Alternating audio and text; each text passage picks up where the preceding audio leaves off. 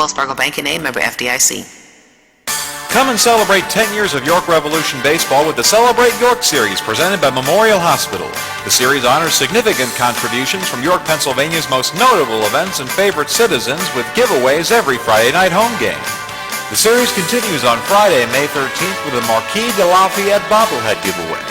Visit YorkRevolution.com for more details. It's the Celebrate York Series, proudly presented by Memorial Hospital for the York Revolution's 10th anniversary season.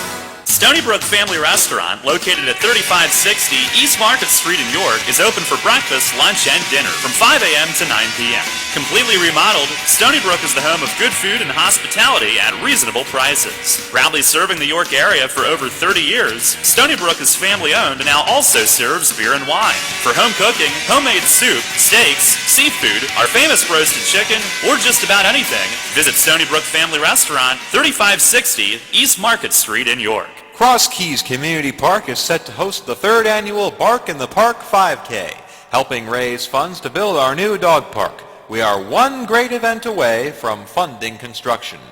Join us for this year's race and walk, Saturday, May 14th at 8:30 a.m.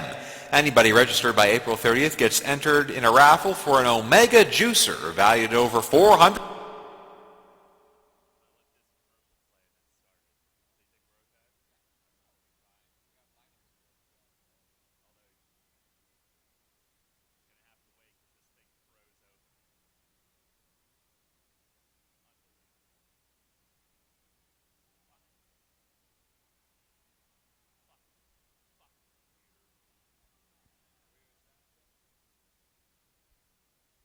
Check. There's you. Here's me. There's that. There's that. We're all good. Move this board out of the way. All right, turn that down. I'm going to start it.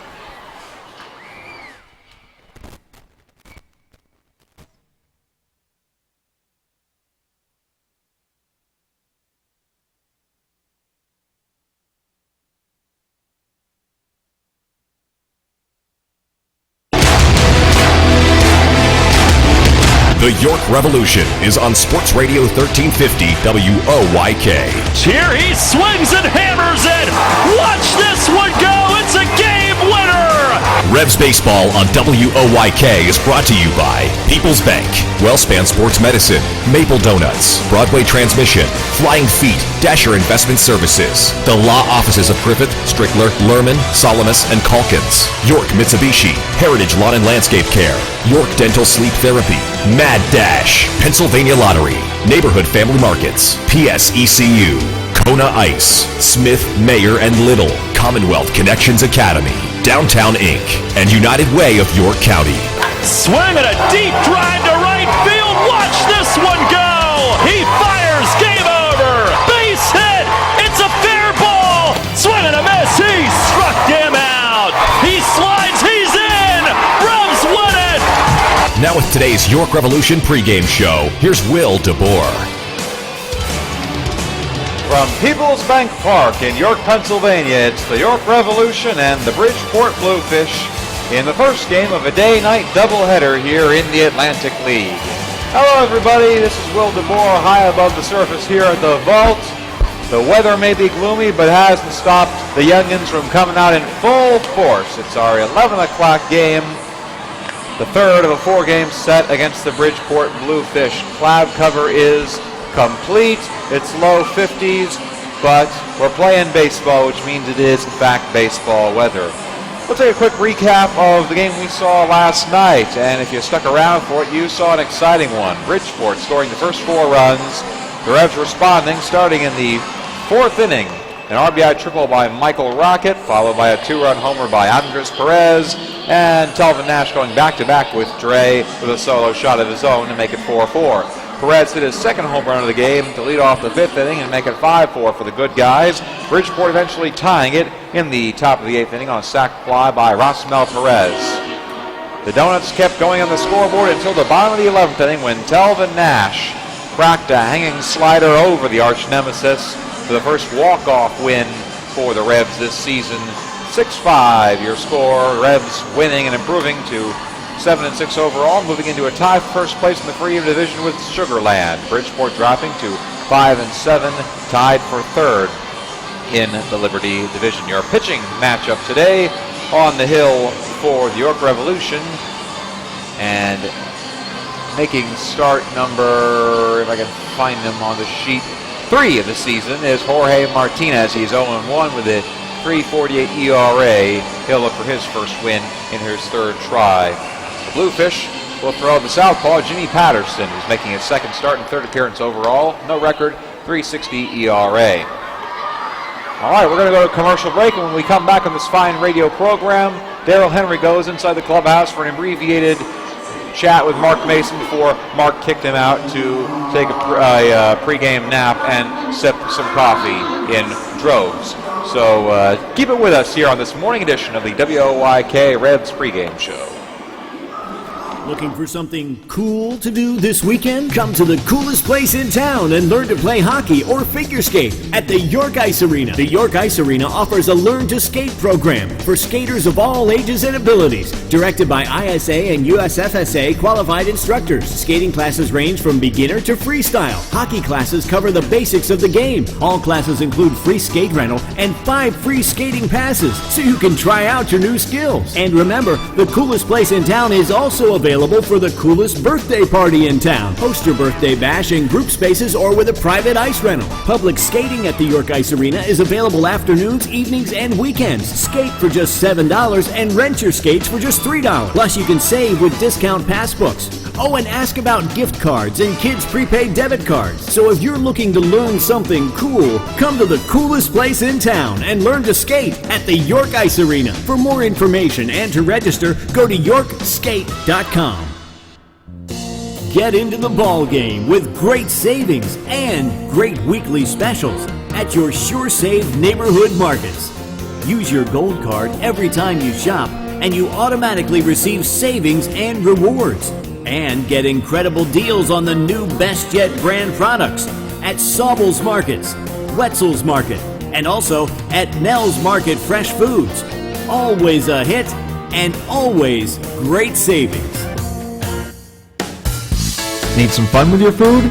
Where else but Friendly's? Stop by Friendly's at 423 Laux Road in York for great deals like 50% off breakfast Monday to Friday from 7 to 11 a.m.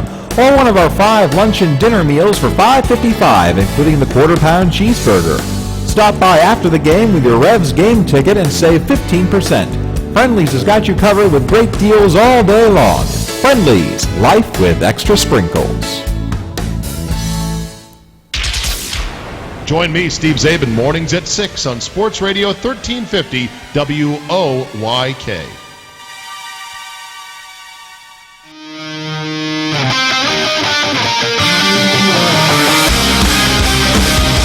Fans, it's time to go inside the clubhouse for the latest on your York Revolution and tonight's matchup. It's time for the Broadway Transmission Manager's Report. Now, here's the manager of the Revs, Mark Mason.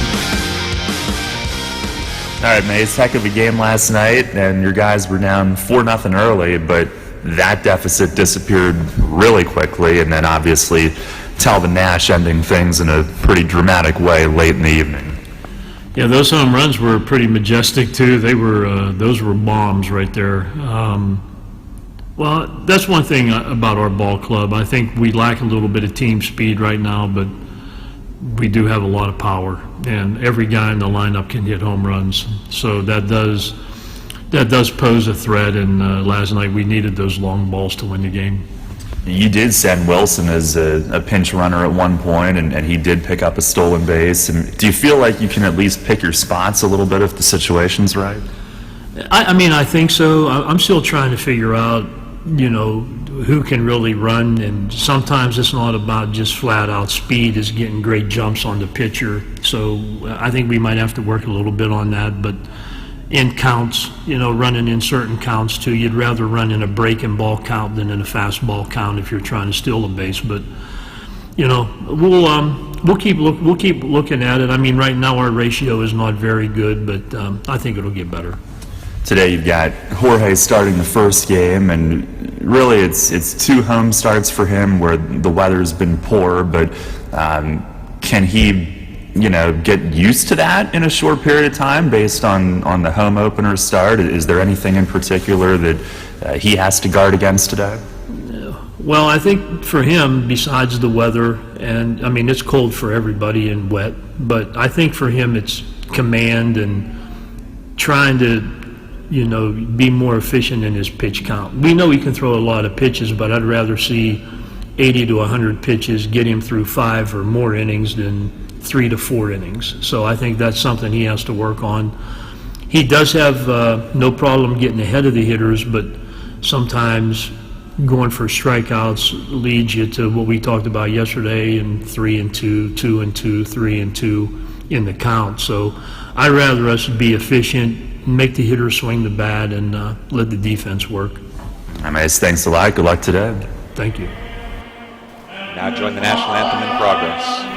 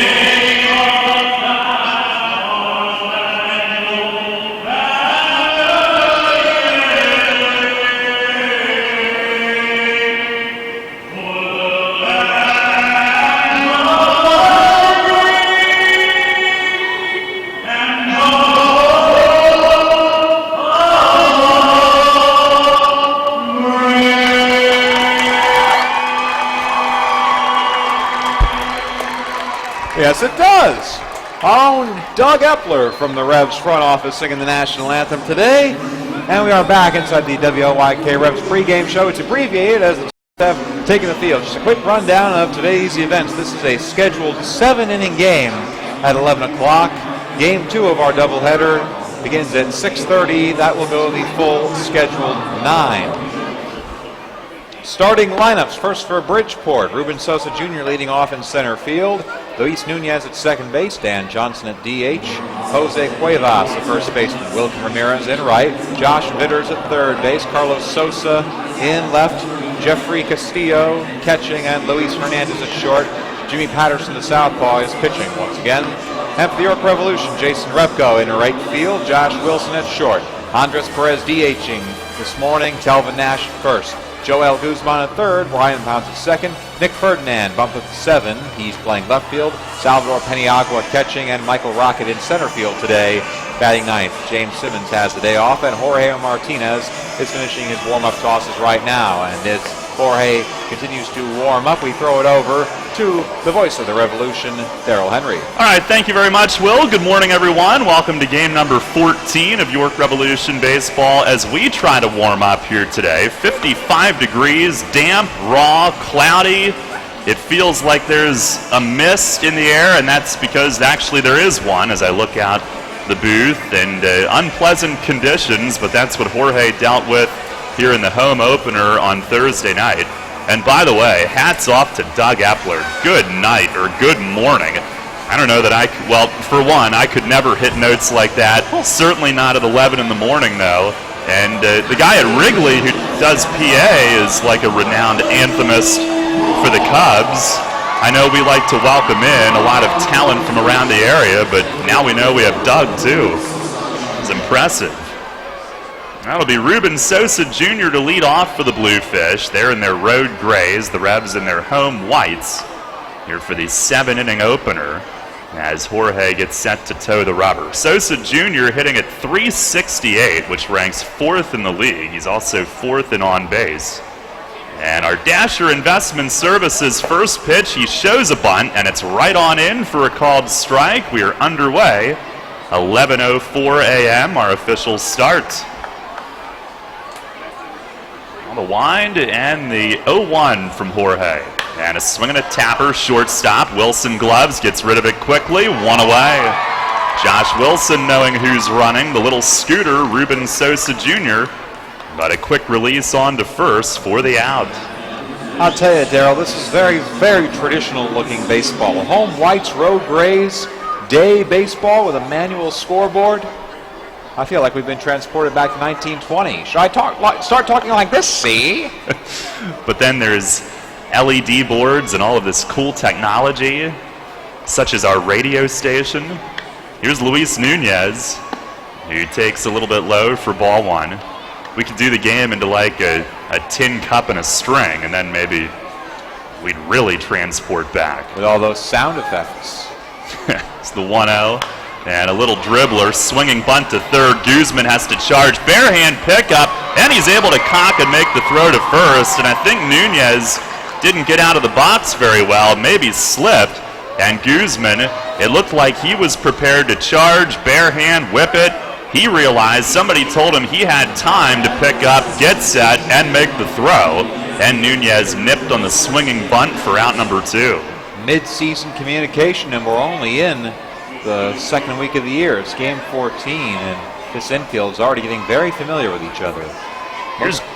Most common infield setup. You got Guzman, Wilson, Pounds, and Nash left to right. That's right. Here's Dan Johnson DHing today and takes a cutter from Jorge for a strike.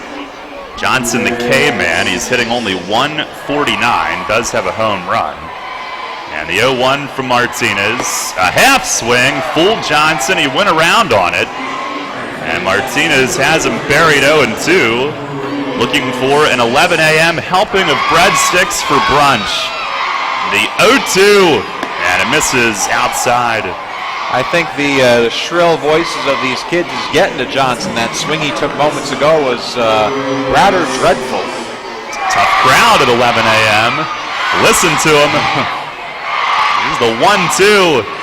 Swinging a fly ball to left. Ferdinand out there. He'll drift toward the line. He's got it measured and puts it away.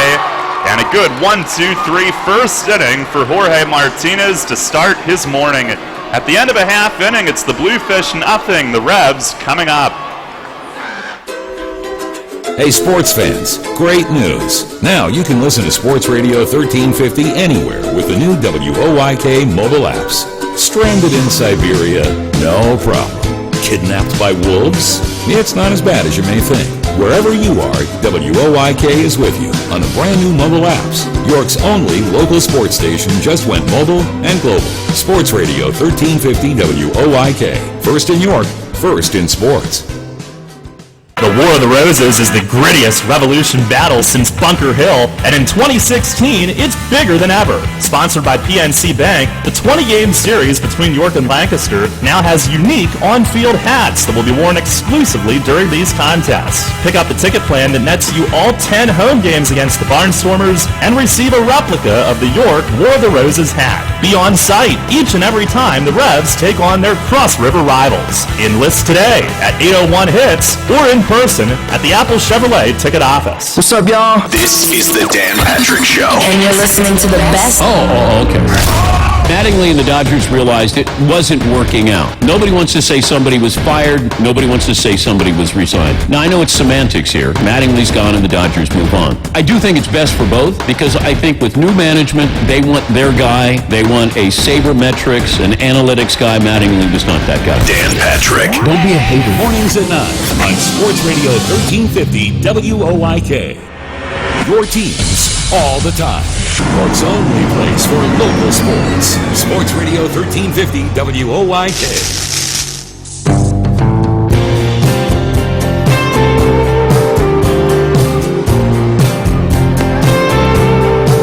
It's a little more soothing than Cannonball Charlie at 11:09 a.m. If you weren't awake, kiddies, you are now. Wow. Jason Repko will lead things off against left-hander Jimmy Patterson. No score here in the bottom of the first. That smoke from the cannon has still not gone away, Darrell. It's out in right center field in the mist and the cold. I feel like I'm back at the Feast of the Hunter's Moon. Heavy air this morning. Ruben Sosa Jr. buried in that gun smoke as Repko takes outside for ball one. He was on base a bunch last night, but did see his 11-game hitting streak to start the year snap. The 1-0 from the lefty Patterson, and a swing and a rope foul. He turned on that and hammers it. Out over Arch Street Eats. Repko at 300 with the average to start the day, 6 RBIs. On base on a hit by pitch and 2 walks last night. Also did have a sac bunt. The 1-1, and that's down low. Patterson making his second start, third appearance. A 3.60 ERA with no record, 5 innings, 2 runs, just 2 hits. And the lefty comes home and misses high, 3-1. He has walked 4 and has struck out 4. No home runs given up. Now into his windup, the 3-1 to Repko, and a swing and a high pop-up at shortstop. Luis Hernandez will drift back, waves off any oncomers, and makes the catch for the first out. On our Heritage Lawn and Landscape Care home run contest today, Chris Wagman is our contestant. Good luck, Chris. If the Revs go yard, you win a prize pack, courtesy of the Revs and Heritage Lawn and Landscape Care. And here is Josh Wilson, who had most of the night off last night. Came in late as a pinch runner. Did steal a base. And Patterson, they set up in. First pitch hits the glove of Jeffrey Castillo. It's a called strike. It looks like Jeffrey, but pronounced Jeffrey. The wind and the 0-1. Backdoor breaking ball tumbles in for a strike. That's like Jacob Calderon, who was here last year, and Revs fans may remember that name looked nothing like Jacob. There's the wind and the 0-2. Fastball outside on Wilson, who's hitting at 204. Castillo, the latest addition to the Bluefish roster after Rafael Lopez was signed by the Cincinnati Reds and assigned to AAA Louisville in the middle of this series. 1-2, and a swing, and he just got a piece on a breaking ball. Saw that. No, go ahead, Will. What does that make? 2 this season from the Atlantic League? Phil Koch the first? Actually, Lancaster also had Andrew Albers, a left-hand pitcher. I believe he went to Minnesota. Oh, There's at least 3. There was a rumor on Twitter today. Here's the pitch to Wilson, and a swing and another ball cranked foul like Repko's. A liner well past the Arch Street Eats and left. Mike Ashmore, who covers the league for the Courier Post in New Jersey, and Somerset in particular, he had a report that David Kubiak would sign with the Yankees from Bridgeport. There's a foul back off the top of the netting. Saw that on Twitter early this morning. We got a good look at Kubiak the other night. What did he have? 5 strikeouts in 3 innings in the latter portion of that rainout? Yeah, I don't know if there's anything officially done yet or not, but it was out there on Twitter. Pitch to Wilson, and it misses down low. Patterson, 6 feet, 190, 27-year-old from Tempe, Arizona. So like Jorge, he probably is not thrilled about today's conditions, being a southerner, southwesterner. 2-2, and a swing and a miss, a fastball down. 2 down in the inning. Now they often say, who are these conditions tougher for, the pitchers or the hitters? And most often the response you'll get from those that are actually down there is that it's tough on everybody. I would expect that the hitters would say it's toughest on pitchers and then vice versa.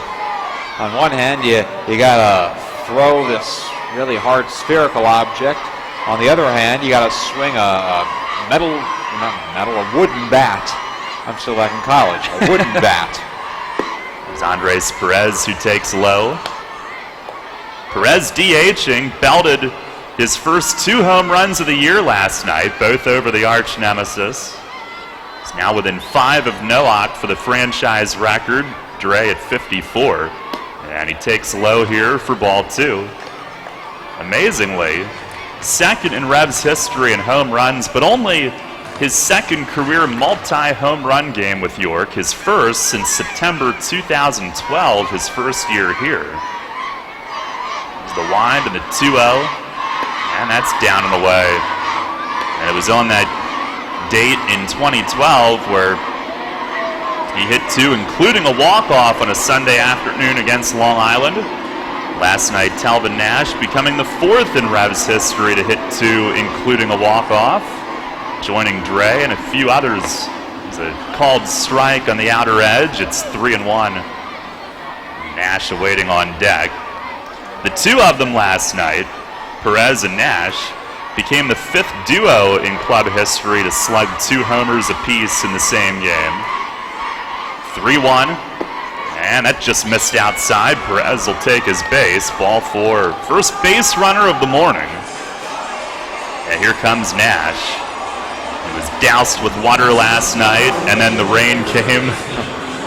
That thing looked like, from here in the black night sky, it looked like a meteor just shooting across over the arch nemesis and disappearing.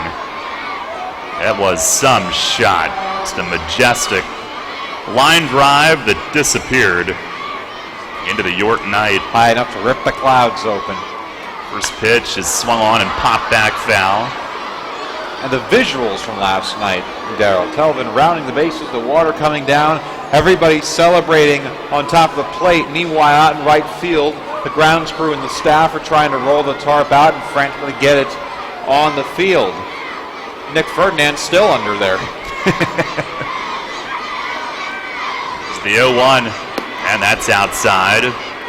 Kids chanting, Telvin, Telvin.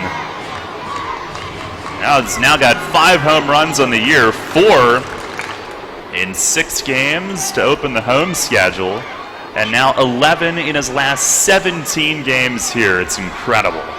The 1-1, swinging a foul tip straight back to the net. He has shot to the league lead with those 5 dingers, tied with Michael Snyder of Southern Maryland. Well, he can hit him in bunches. We've seen that.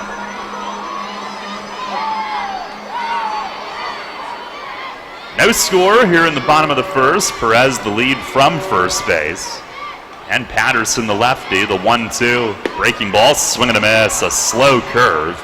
And gets Nash swinging. No runs, no hits, 1 man left. We've played an inning here in the morning game. No score here from PeoplesBank Park. Broadway transmission? I don't know how they do it. We've been in business for 60 years at the same location. I don't know how they do it. It's our long-term nationwide warranties. Oh, and don't forget our online appointment scheduling. I still don't know how they do it. They towed my van at no cost with my repair. It's our ATRA certified technicians. Don't forget the good-looking genius in the office. Come on, man. I know they helped me with financing. Still, with my bad credit, I don't know how they do it. I did my research and felt comfortable that Broadway is a AAA approved specialty repair shop. I showed my AAA card and saved some hard-earned cash. I was happy to get a $100 rebate in the mail after the job was done. I sure don't know how they do it, but I do know they get it done, and they get it done right. Broadway transmission. We'll get your shift together and back on the road fast. Check us out on the web at BroadwayTrans.com or stop in and see how it's done. What if I told you your family of 4 could have an all-inclusive outing for only $55? The York Revolution are telling you that right now. The Family Fun Pack includes 4 flexible ticket vouchers to be used whenever you'd like, 4 food vouchers for hot dogs, chips, and drinks, 2 playground wristbands, and a parking pass. Again, $55. Have more than 4 in your family? Additional tickets and food vouchers are only $10. Buy online at YorkRevolution.com, over the phone at 801-HITS, or in person at the Apple Chevrolet ticket office. All about local sports. Sports Radio 1350 WOYK.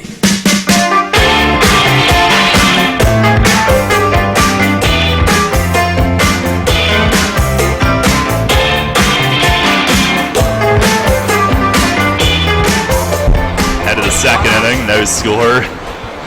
As Jose Cuevas will lead off the inning for Bridgeport. The mist has turned into a light rain, mostly an annoying rain, I would think, for those out there. As Jorge's first pitch to Cuevas is just outside, almost as annoying as that train that's going by out along the first base gate. It's the 1-0. And a swing and a chopper, left side. Guzman will cut it off to his left. Throws the wet ball. Nash stretches, slipped off the bag after he received it. He held it long enough. His cleats slipping off that wet first base bag. He went down but held the throw. Up to his feet. He's all right, and that's one down here in the second inning. Enter him in the gymnastics heavyweight division. Right there, Telvin Nash, that's twice in the last couple of days we've seen him make a nice stretch play off of the bag. Back in the fourth inning yesterday on Michael Rocket's play at short, he had to reach and apply the tag while falling over. Oh, that was outstanding. Here's Wilkin Ramirez, who fouls the first one back into the net. Now the umbrellas are out. Joe Morgan, our head groundskeeper, standing in the Revs dugout, but hopefully we can play through it. Neither team can afford to lose a starter. There's the 0-1 from Jorge, and a called strike. A slider scraped the outside corner. If you thought he had bad conditions on opening night, these aren't much better. He deals, and a slider down and away, 1-2. Did we ever get the umpires from today's game? I have not mentioned them. It's Kurt Brainen behind the plate. Ryan Child over first, Tyler Thurmond at the hot corner. There's the 1-2, and a swing and a foul back, and out of play. Well, I know it's not pleasant for the players, but I sure hope I don't see one of those three umpires call for the tarp, because that would really, really wreck both teams' pitchers if there was a long delay. Jorge fires through the raindrops and misses outside with a fastball. It's 2-2. They've played through worse conditions in their lives, I'm sure of it. Wide and the pitch. And a slider skidded on the ground and through the hole into left. A base hit for Ramirez. Sure they'll want a new ball after that one kicked up some spray on its way through the infield grass. First base runner for Bridgeport here this morning. And the hitter will be Josh Vitters. Jorge, in his first start of the year, lost 1-0 in New Britain. He gave up just one hit in 6 innings. And then on the home opener last Thursday against Sugar Land, 4 1/3 innings, 3 runs. Had to battle that night, 7 hits, 4 walks. Stranded 9 base runners in his 4 1/3. Pitch to Vitters is swung on and missed. Vitters hitting at .250 coming in with a home run and 3 driven in. He's got the batting glove on his left, bare hand on his right. Trying to dry off the bat handle there between pitches after that swing. Cricket in the booth. There's a fastball up high, 1-1. Looks as though we'll be making another York City Softball League weather announcement later this afternoon, judging from that phone call. There's the stretch from Jorge. The 1-1, and a breaking ball lined hard to left field, and this one will hit the wall on the fly. Ferdinand corrals it. A wet ball, he can't get much on the throw. Wilson, though, relays to second, and Vitters is out there. 7-6-4. Ramirez goes to third on it. Ferdinand had to baby that throw in, but Wilson a strong relay to second, and Vitters thrown out trying to take the extra base that he thought would be a gimme with the throw going toward third. And that's why he stopped. He was just going to settle for the one off of the arch nemesis, but he saw the throw trying to get Ramirez at third base and decided, I can take that base easy. Nope. Now Ramirez is at third. It's now with 2 outs, though. Jorge trying to keep things scoreless here early. Carlos Sosa will stand in, their left fielder today. Played on Monday night, was not in their lineup last night. We have Carlos Sosa in left for them today, Ruben Sosa Jr. in center, and now Jorge asking for the cleat stick to be brought out by Paul Fletcher. Some mud being caked up on his spikes, and he was dealing with that on the home opener as well. And the Revs do have their tarp crew gathered down in Section 2 just in case. While Jorge is scraping the mud out of his cleats, we'll go to the out-of-town scoreboard brought to you by York Mitsubishi. Only one other morning game today, Somerset going for 13-0. They're hosting Southern Maryland. Scoreless as we're in the bottom of the first inning. Later on tonight, in addition to the Revs and the Bluefish game 2 at 6:30, it's a 6:35 start time, Lancaster at Long Island, as well as Sugar Land at New Britain, and then 7:05 Southern Maryland at Somerset. Well, no score here, and Martinez will try to keep it that way. Paniagua back behind the plate, wearing that fresh Atlantic League custom gear here again today. And Sosa the hitter. Jorge with the first pitch. It is taken down low. Sosa, the left-hand hitter, comes in batting at .250, 4 for 16. The Revs held him hitless in 3 at-bats in Monday's rain-shortened win. Pitch here is down and in, and Martinez falls behind 2-0. Runner at third with 2 outs. The infield dirt beginning to show some standing moisture. Little wet spots around the dirt. The 2-0 swing and a foul tip squeeze. Big hack from Sosa. Did not get cheated there. Darrell, I think if this wasn't a doubleheader day, they would have delayed it by now and brought the tarp out, but seeing as how they got to play 9 more innings tonight, they're letting them play right now. The 2-1, and a cutter runs in for a strike. There's a lot to consider here today. And obviously, first and foremost, you don't want any of the players in this game getting hurt, but neither team wants to waste a starter. The 2-2 swung on, slap foul past the bag and Wilkin Ramirez at third base. Sosa going the other way and taking aim at the chalk there. Yeah, last night I thought it was odd seeing Joe come out to the umpires between innings. I had no idea that rain was near. And Talvin Nash got it done just in time. But Joe's got the radar, keeping tabs on it down in the dugout. I'm sure he'll go out between innings and at least give an update. The 2-2 again. Swinging a foul tip. Glanced off Paniagua's mitt. This is the second straight Wednesday that the Revs are playing a day-night doubleheader with 7 innings in the morning / early afternoon. And then 9 innings at night. We were at Somerset last week at this time. Better weather there. Martinez again. Kicks and delivers. And a slider down low. It'll be a full count. Mace talked about Jorge's pitch count earlier today and being a bit more efficient. Quick first inning. Longer second inning. He's now at 26 total. He doesn't get Sosa. Jeffrey Castillo on deck. We've yet to see him. And the payoff pitch. Swing and a miss. He struck him out. A cutter in on Sosa's hands. And Jorge with 2 scoreless. No runs, 2 hits, 1 left. Big play from Ferdinand in left. Big relay from Josh Wilson to help out. We go to the bottom of the second, still scoreless. It's the angles, the ball skills, the corner kicks. It's knowing how to shield a defender off the ball. It's knowing how to make a wall pass. It's knowing how to curl the ball, how to chip it, how to trap it, how to launch it, how to finish it. It's soccer, and nobody knows that better than Flying Feet sports shoes. Flying Feet.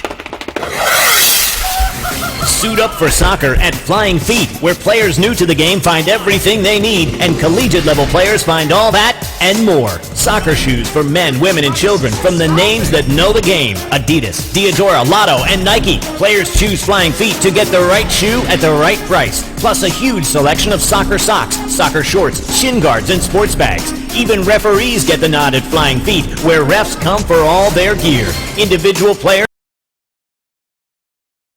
It's Flying Feet Sports Shoes, the sportswear specialty store without specialty store prices. Flying Feet.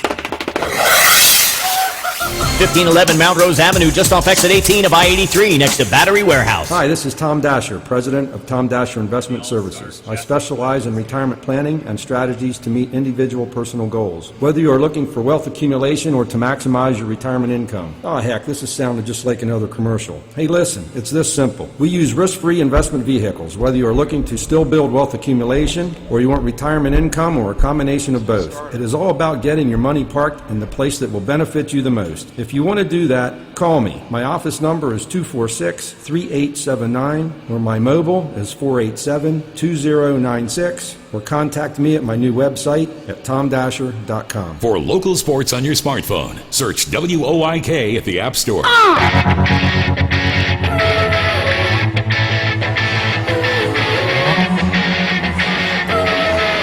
Well, exactly what we did not want to see between innings. The tarp has come onto the field. No score here in the bottom of the second inning. And Bridgeport pitching coach Jesse Litch is not happy. Cut the crap, Jesse. Now he's yelling at our front office staff, which it's not up to them. Someone eject that guy. That's ridiculous. Get him out of here. He was giving the umpires an earful between innings, and I don't blame that, because just looking at the sky, it looks like it's going to clear up, and the umpires looked like they didn't know which way they wanted to go with this. And the rain has already lessened, but the tarp is now on. But then Litch giving an earful to whoever will listen and hollering at our front office after they pounding the rail. Just get back in the dugout. Get back in the dugout. They were being told by the umpires to put the tarp on the field. They did their job, and he was losing his mind down there on our staff. I'm usually calm and collected, but you come after my people, and I go after you. This is the business we've chosen, Darryl. That's right. Well, the conditions were not good in the top half of the inning, but they've already lessened. And I get what he's looking at. It looks like it's clearing, and he doesn't want Jimmy Patterson to have to sit and wait any more than we want Jorge Martinez to sit and wait.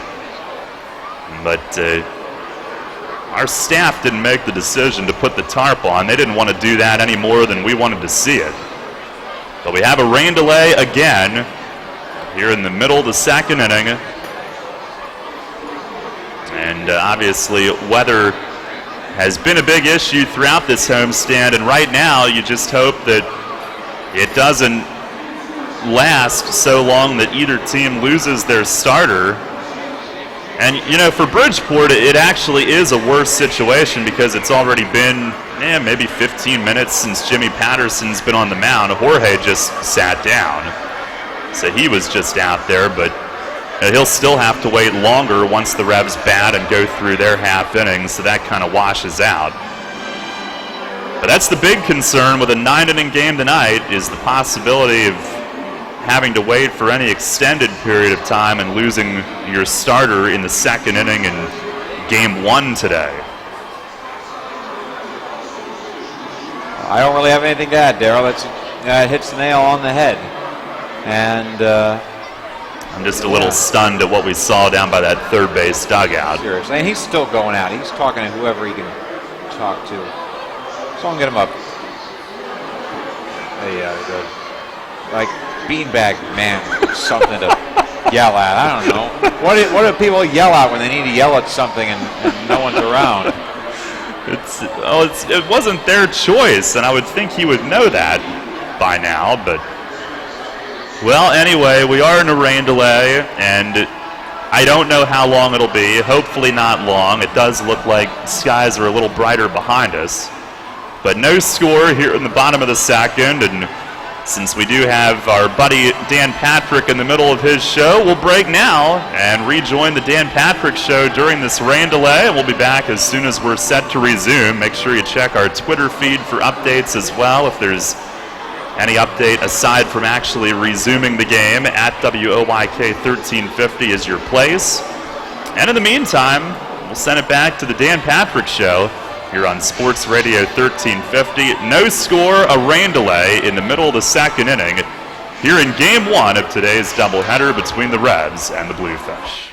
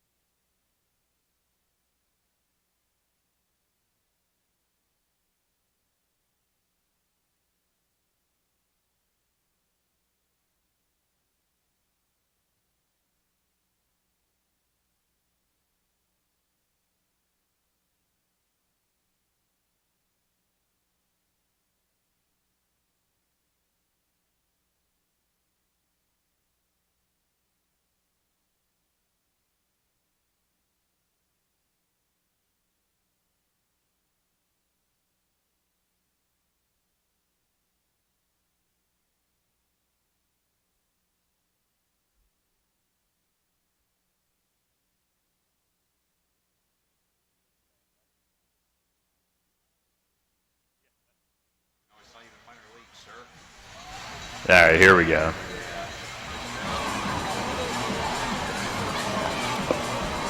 And back here at PeoplesBank Park as we jump in on Rich Eisen. Sorry, Rich, our rain delay just about over as Jimmy Patterson is back on for Bridgeport after pitching the first inning. Jorge Martinez will be back on for the Revs after pitching the first 2 innings.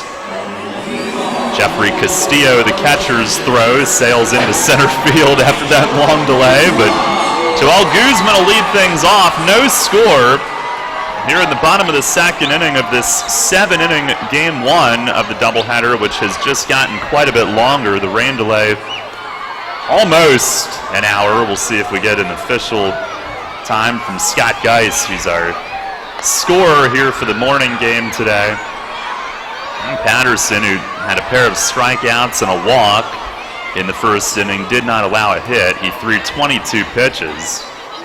Both pitchers down for a long time and then going through what appeared to be their full warm-up routine again. So Guzman digs in, a scoreless game, and we're getting back to it. Here's Patterson's first pitch and a swing on a well-hit ball high in the air in right center. Sosa Jr. heading over deep in the gap. He'll have room, though. Makes the catch just a step or two short of the track as Guzman sent one high and deep the other way. And it's a 1-pitch out coming out of the rain delay. Daryl, I've got it at an hour 5. We hit delay at 11:28, and we resumed at 12:33. Good enough for me. You're pretty official. I do my best. I do have 4 different color pens. There's Brian Pounds who takes a strike. Not just colored pens, but Le Pen. Le Pen. I love them. So your French ballpoint.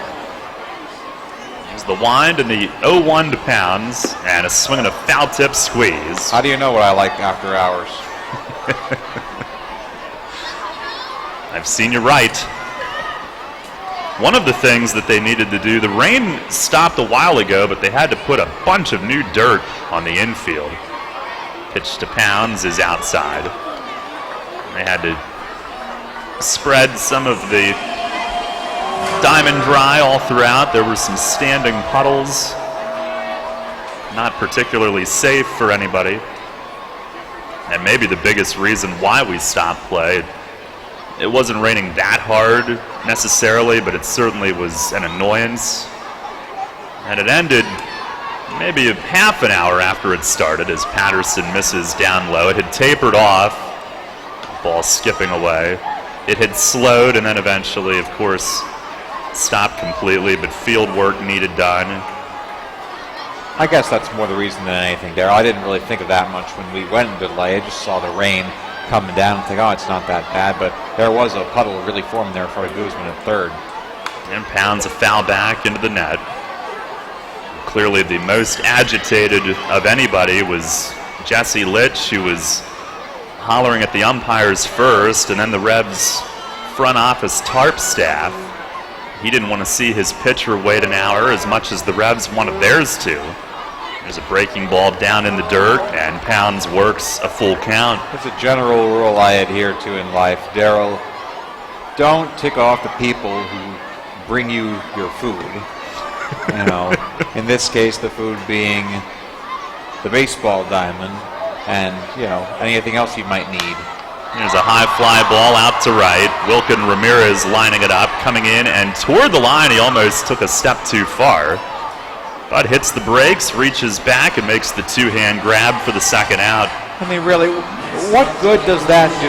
Just complaining to the people who are simply doing their jobs, pulling the tarp out as efficiently as they possibly can, and they did do a very efficient job there. Well, they had absolutely no say in the matter. The umpires looked a little confused as to what they wanted to do. I guess they made the right decision, though, looking at the field. Here's Nick Ferdinand, who fouls the first one away down the right field side. Ferdinand, he made his season debut last night. We had some prognosticators up here in the booth in extras predicting walk-off homer in his season debut for the second straight year. He did triple in the game as Patterson misses high and away. How about that? No triples in the first 12 games for the Revolution. They had 2 last night. Michael Rackett and this man, Ferdinand. The 1-1 curveball hooks inside. He sure does know how to make a splash to begin a season. Last year, not only the walk-off home run, he was 3 for 4 in that game. June 5th, a season ago. 2-1, and a swing and a towering pop fly, shallow center. Sosa Jr. in to right center, calls off his second baseman, and a one-hand catch made to end the inning. 3 high fly ball outs from Jimmy Patterson after the delay. Revs down in order. Jorge Martinez coming back out. We head to the third. Will DeBoer will have the call. Revs and Bluefish are scoreless. The more we help the ones in need, the more progress our community will make. By focusing on quality education, income opportunities, and basic health care, all of York County can have access to the building blocks of a good quality of life. Together we can load the bases for our community and hit a home run. Give generously to the 2016 United Way Community Fund. Find out more and give now at unitedway-york.org. Money and business are essential to the strength of a community. So is cheering and celebration and music and fun. That's why York Revolution games, concerts, youth sports, special events, and more happen at a place called PeoplesBank Park. PeoplesBank has been serving York County for more than 150 years. Always cheering, always celebrating, always committed to the things that make York County great. And to you having a great time at PeoplesBank Park. People's Bank, member FDIC, equal housing lender. Need some fun with your food? Where else but Friendly's? Stop by Friendly's at 423 Loucks Road in York for great deals like 50% off breakfast Monday to Friday from 7 to 11 a.m. or one of our 5 lunch and dinner meals for $5.55, including the quarter-pound cheeseburger. Stop by after the game with your Revs game ticket and save 15%.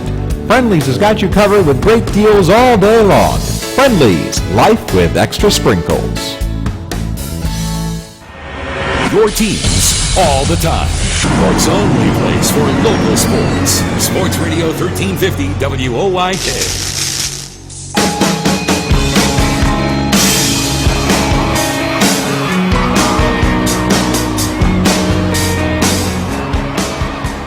And we're back from the top of the third inning for PeoplesBank Park. Jorge Martinez back onto the hill after the wait. Before we went into rain delay, he threw 27 pitches. Got through the first inning, 1, 2, 3. Gave up a couple of singles in the second inning. Got help from the left fielder, Nick Ferdinand, who was able to get the relay to Josh Wilson, who got over to Brian Pounce's second throw out. Josh Vitters trying to stretch a single into a double. Was able to strike out Carlos Sosa and strand a man on third base. He has finished his warm-up tosses, and we are just about ready to start the third inning here. Scoreless. Bridgeport, the 2 hits, and that's the only thing for either side in the RAG columns.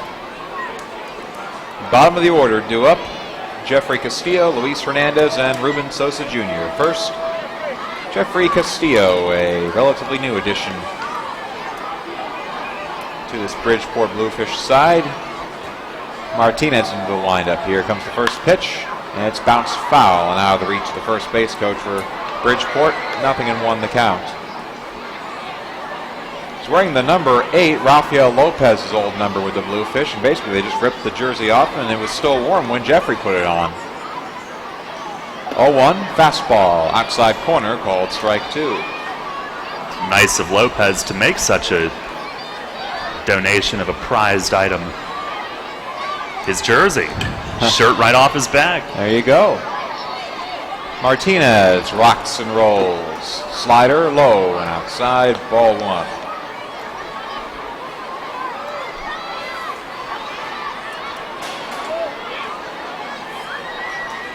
Castillo stands in, open stance, waving the bat around clockwise. 1-2 pitch. Reaches out and gulps it, just foul. Paniagua coming out from behind the plate. Telvin Nash coming, and he tries to slide on the turf. Can't come up with it, sticks the tongue out saying, I almost got it. And now he's going to have some mud on his backside for the rest of the game. It's like watching a linebacker go sliding on a slip and slide at full speed. He's left a big mark on the grass over toward the York dugout. Just wasn't high enough for either of them to get there. Nash will wiggle the legs, so any dirt that it might have gotten in there can wiggle out. And we're ready once again. Jorge into the windup. Here comes the 1-2 pitch. And there's an opposite field shallow fly ball into right, and it falls in front of Repko, who takes it on one hop. Hits a leadoff single for Jeffrey Castillo, and the Bluefish have the leadoff man aboard for the first time in this game. It's their third hit. And Martinez, who got 2 strikes on Castillo, couldn't reach down and get the put-away pitch. And he got in on him a bit there, but sometimes you make a good pitch and get a lousy result. Short lead for Castillo, and now it's Luis Hernandez. There goes Castillo, and there's a ground ball over to second. Pounds has it on 2 hops. Easy throw over to first base. Castillo running erases the double play possibility, so it'll go into the book as a 4-3 putout and work like a sacrifice bunt. Castillo into scoring position.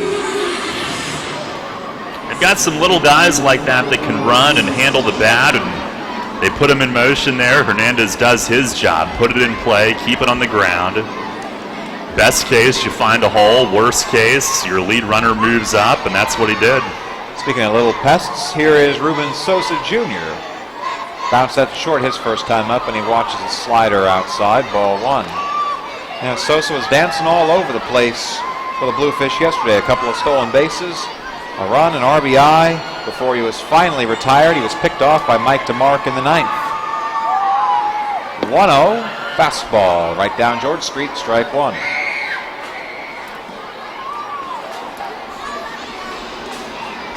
Sosa Jr., a switch hitter.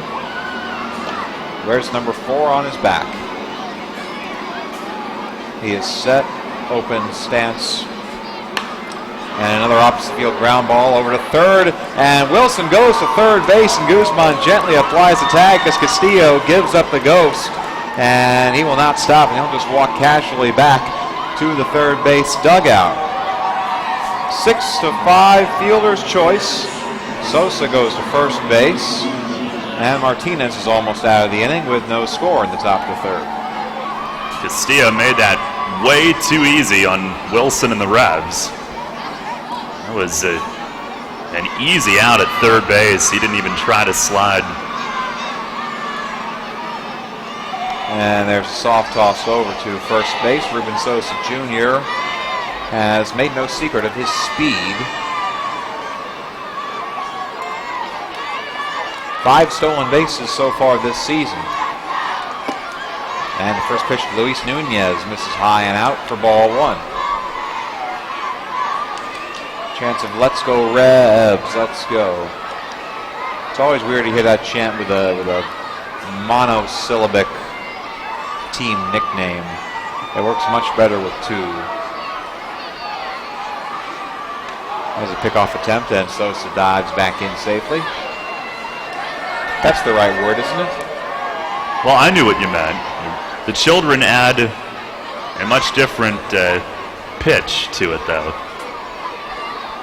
From the stretch, fastball, up and outside again. It's ball 2. Martinez has a little more rust to shake off, it looks like.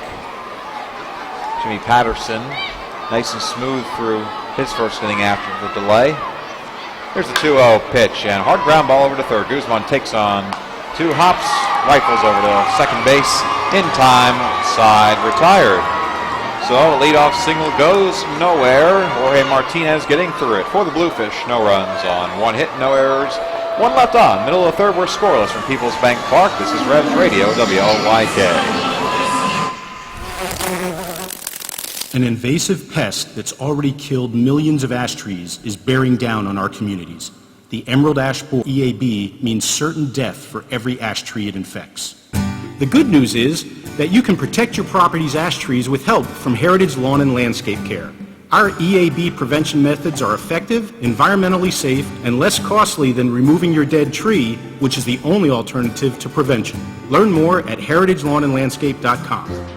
Wednesdays are the worst. I've got to get the kids to school on time, to get to work, then it's just one long day of meetings. But hey, at least I don't have to worry about making dinner. Kids eat free with People's Bank. Save money at every Wednesday home game. So now when the Revs are in town, I just pull into a People's Bank, pick up that week's coupon, and dinner is done. Revolution Wednesdays? Awesome. Revolution! Thanks to People's Bank, kids eat free at every Wednesday home game. No need to be a People's Bank customer. Just pick up your coupon at any People's Bank branch and do dinner at PeoplesBank Park. One coupon per child per game. Listen up, people.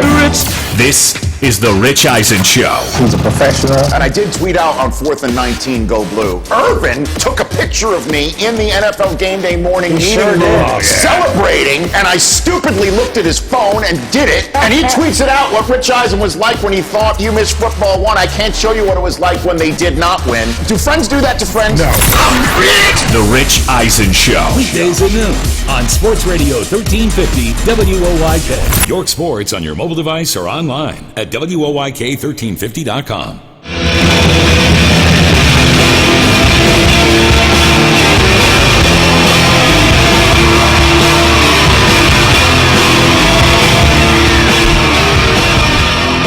To Morning Glory, we come back in the afternoon here at PeoplesBank Park.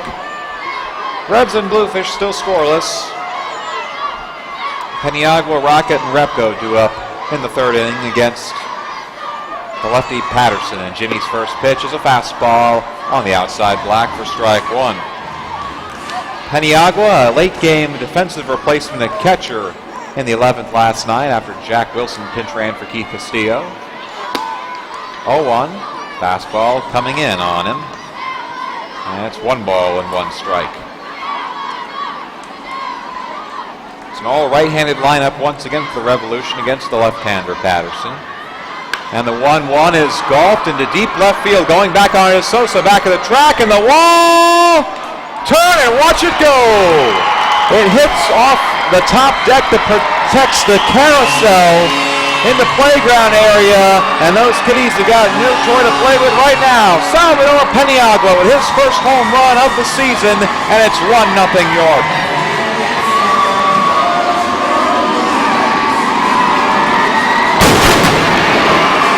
And Cannonball Charlie awakens from his snooze. Peniagua going deep, breaking up the no-hitter for Patterson.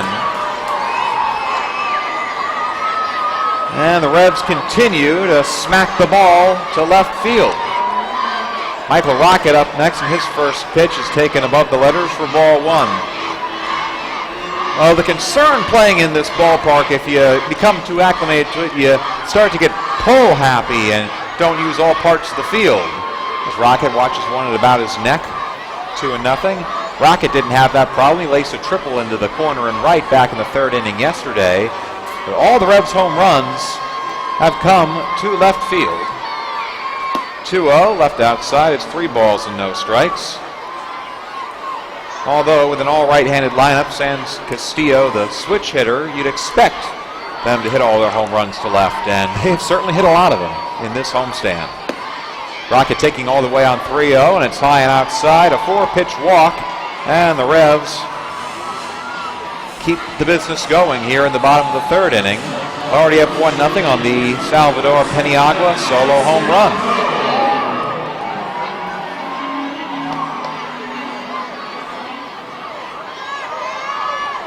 For Peniagua, that was his 39th career home run with the York Revolution. Breaks a tie for 6th place all time.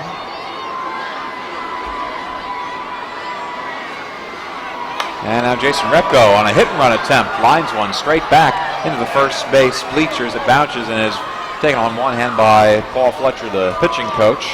The count 0-1 now. Yes, Eric Patterson and Salvador Peniagua were tied for 6th. Now Penny stands all alone at 6, and he's 2 shy of James Shanks for 5th place all time, and then 3 shy of Jason Espizo for 4th. Big lead for Rocket off of first base, and Patterson's going to give him a look down and a toss over to first.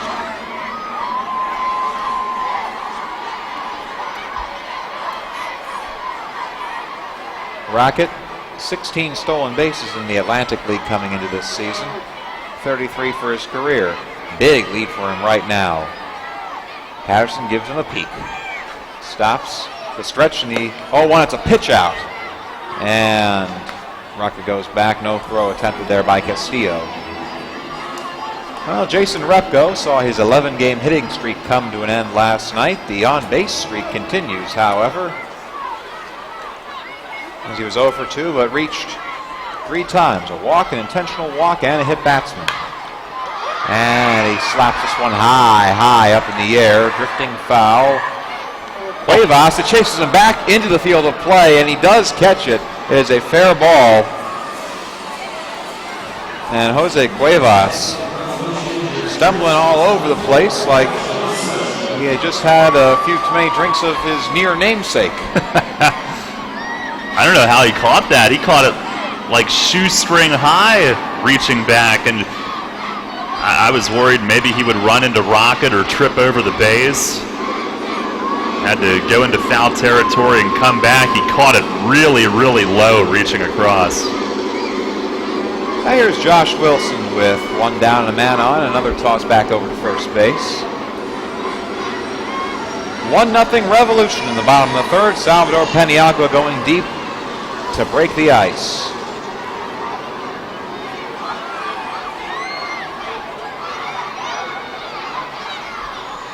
And Wilson struck out his first time up. We'll watch another pickoff attempt.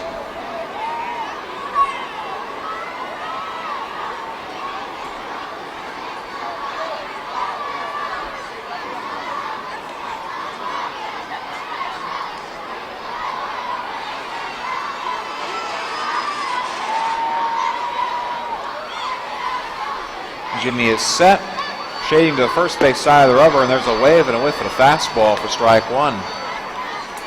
Josh Wilson getting the day off yesterday. He's been struggling a bit. Came in just batting .204. And Michael Rocket filled in admirably over at short, giving Mark Mason some much-needed flexibility amongst his bench as Rocket is chased back to the bag once again.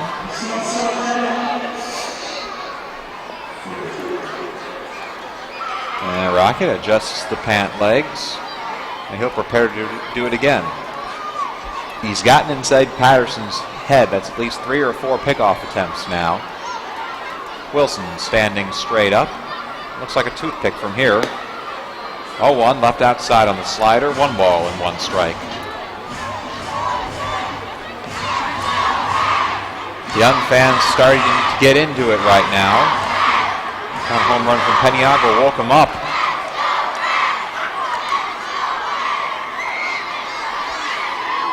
Rocket inching off of first. Medium to large lead. Chomping at the bit to go. The pitch by Patterson is low and away. Ball 2. This Revs offense has been a ton of fun to watch here this week. Another home run. 11 in 7 games here. That'll do.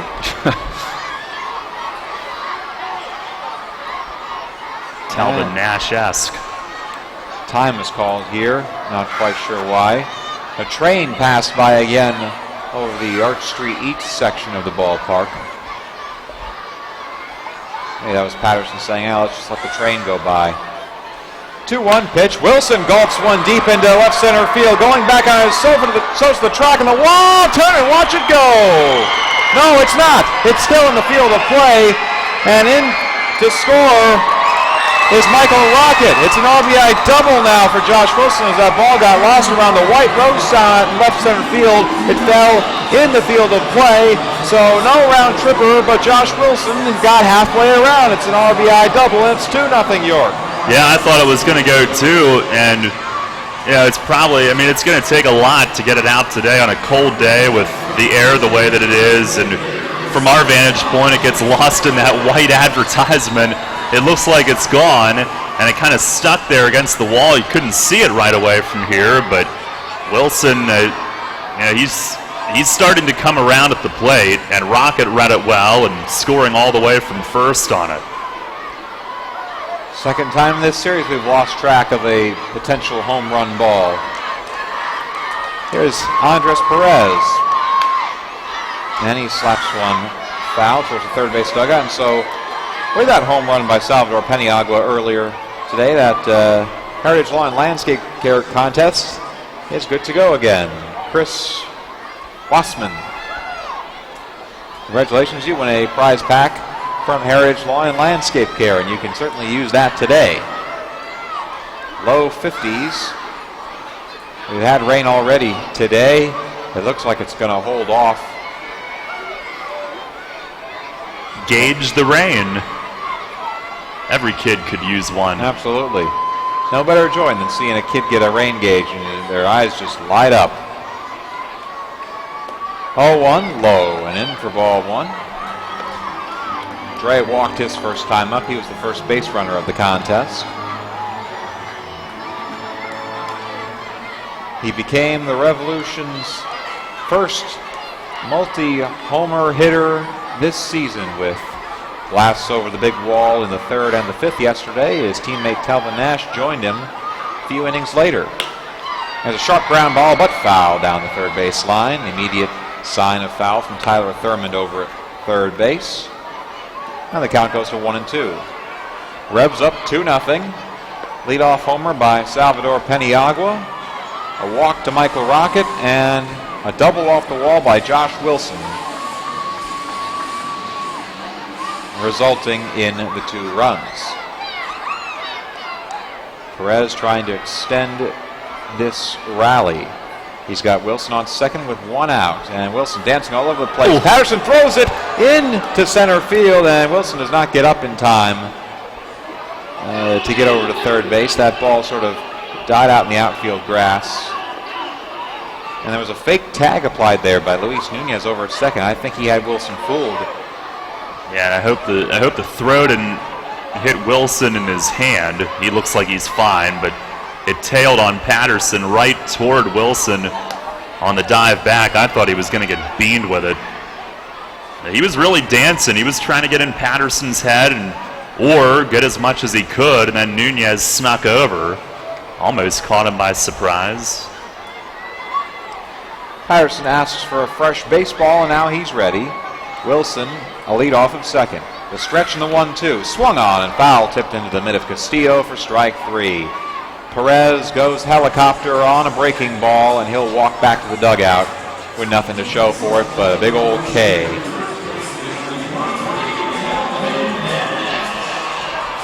So with 2 down and a man in scoring position, Telvin Nash will come up and try and add to his legend of the homestand. Nash a swinging strikeout his first time up. 5 home runs from this year, just 8 RBIs, so he's got a chance if he hits one square on the nose to get that ribeye steak up a bit. First pitch Patterson, and he bounces in the dirt, ball 1.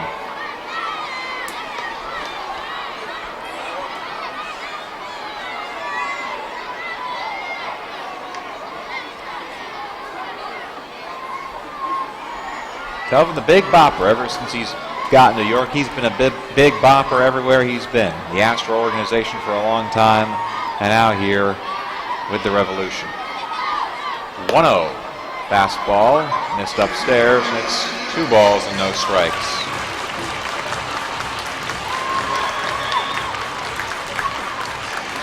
"13 home runs for the Revolution in 64 games last year. Now he's up to 18 for his career, and if he continues with a season like he had last year in a full calendar, he could be assaulting the home run record books himself." 2-0. Foul back to the screen, and it's 2 balls and a strike. 2-0 Revolution, 2 runs on 2 hits and no errors.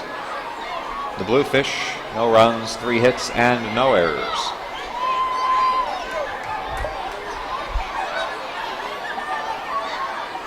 Telvin takes a deep breath, taps the plate once, takes a couple of practice swings. 3 practice swings, 4 practice swings, and he's going to call time. Oh, he got some good work in there. Yeah, he did. Must be bicep day. These position players are going to end up loosening up 3 times today. Twice in this morning game with the hour-long rain delay. They will have earned their off day tomorrow, that's for sure. Patterson checks the runner. Wilson's way off second. The stretch in the 2-1. Low and outside. Ball 3 on the slider. Patterson pitching very carefully to Telvin Nash. He saw what Nash did to Bluefish pitching all through yesterday. The problem is you've got the hottest hitter perhaps in the Atlantic League on deck in Joel Guzman. 3-1 pitch. Low, ball 4, a 59-foot slider, and Telvin will take his free base, extending his chokehold on the league lead in walks.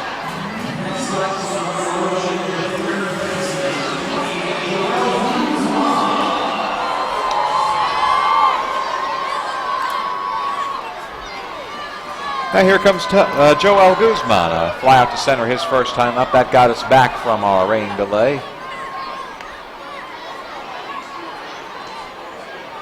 There's his 11th walk of the season for Nash, at least 2 ahead of the next highest drawer of free passes. Guzman reaches down for a low slider and fouls it into the stands, and a fan from Goldsboro will take that home. They come from all over. They do. It's the big draw. It's professional baseball in York County.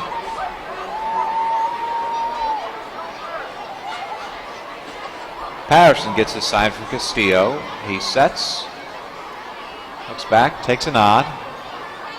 0-1, fouled off again, about the same spot, and that Goldsboro fan is going to have 2 baseballs in the pockets as he leaves here today. Same guy? Same guy.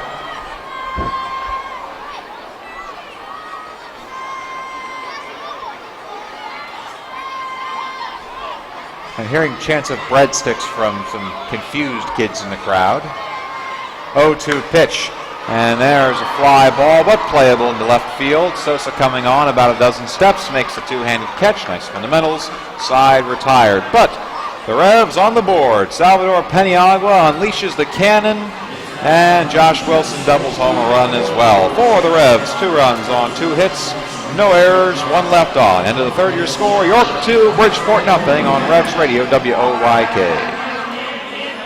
Smith, Mayer & Little is a holistic wealth management group with one product, advice. We aim to simplify our clients' lives, help them retire comfortably, and build lasting legacies for their families and the causes they care about. Our purpose is simple, to make a meaningful difference in the lives of our clients, our community, and the world in which we live with the advice we provide. Smith, Mayer & Little, a wealth of knowledge about wealth. We make our living by making a difference. Visit us at financialjava.com. Janney Montgomery Scott LLC, member NYSE, FINRA, and SIPC.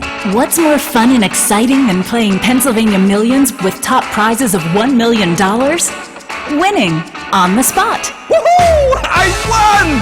So if you can't wait to win, then don't wait to play. Pennsylvania Millions from the Pennsylvania Lottery for a chance to win up to $1 million on the spot. The Pennsylvania Lottery. Keep on scratching. Players must be 18 or older. Please play responsibly. Benefits older Pennsylvanians every day. Eric Hosmer's got nothing on this. Mad Dash Grilled Cheese is comfort food at its finest. Mad Dash is Central PA's favorite artisan grilled cheese truck, bringing you creative concoctions with the freshest and most flavorful ingredients. Available for food truck festivals, weddings, corporate, and private caterings. Find Mad Dash this year along the third base line at PeoplesBank Park for all York Revolution home games. Call 717-574-5168 or visit online at mad-grilledcheese.com. Mad Dash Artisan Grilled Cheese. Welcome home. First in York, first in sports. Sports Radio 1350 WOYK.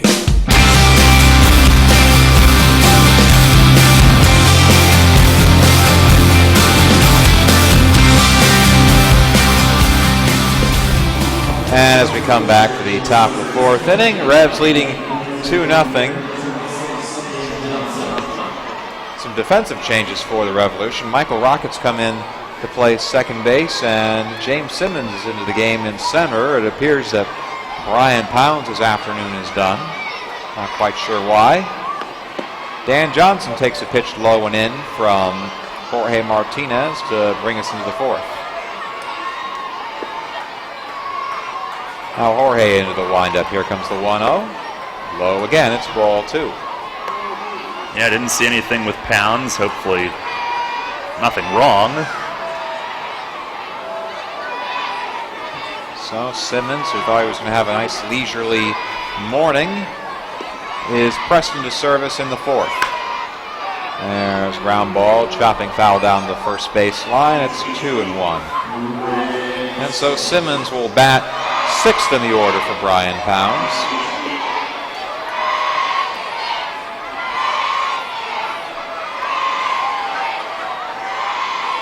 Chance of breadsticks as the 2-1 pitch comes to Dan Johnson, low and in, ball 3.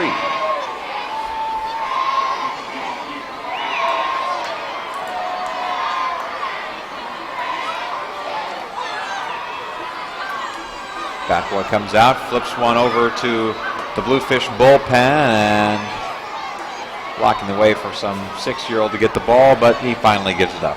There you go, sir. There's a rip into deep right field, but hooking foul into the Mezzogiorno picnic pavilion. Johnson gave it a ride, but his eyes got bigger than his stomach that time. If he holds back for a half a second, he's rounding the bases. Will this be the breadstick moment, the payoff pitch? There's a slap into left center field. It drops for a base hit. Ferdinand takes on one hop, and Bluefish have the leadoff man aboard for the second time today.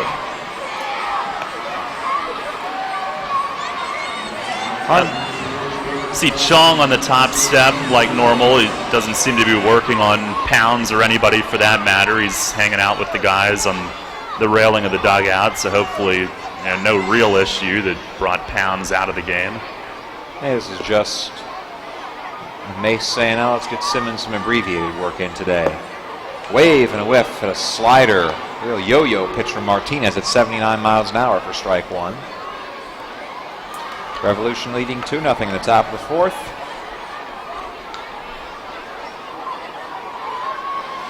Short lead for Johnson. This is Cuevas at the plate, by the way, and that one is outside for ball 1.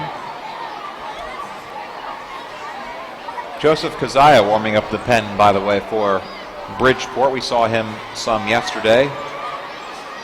Just 10 pitches in 1 inning, so he is obviously fresh and ready to go. Slapped foul and out of play over the first base luxury suites.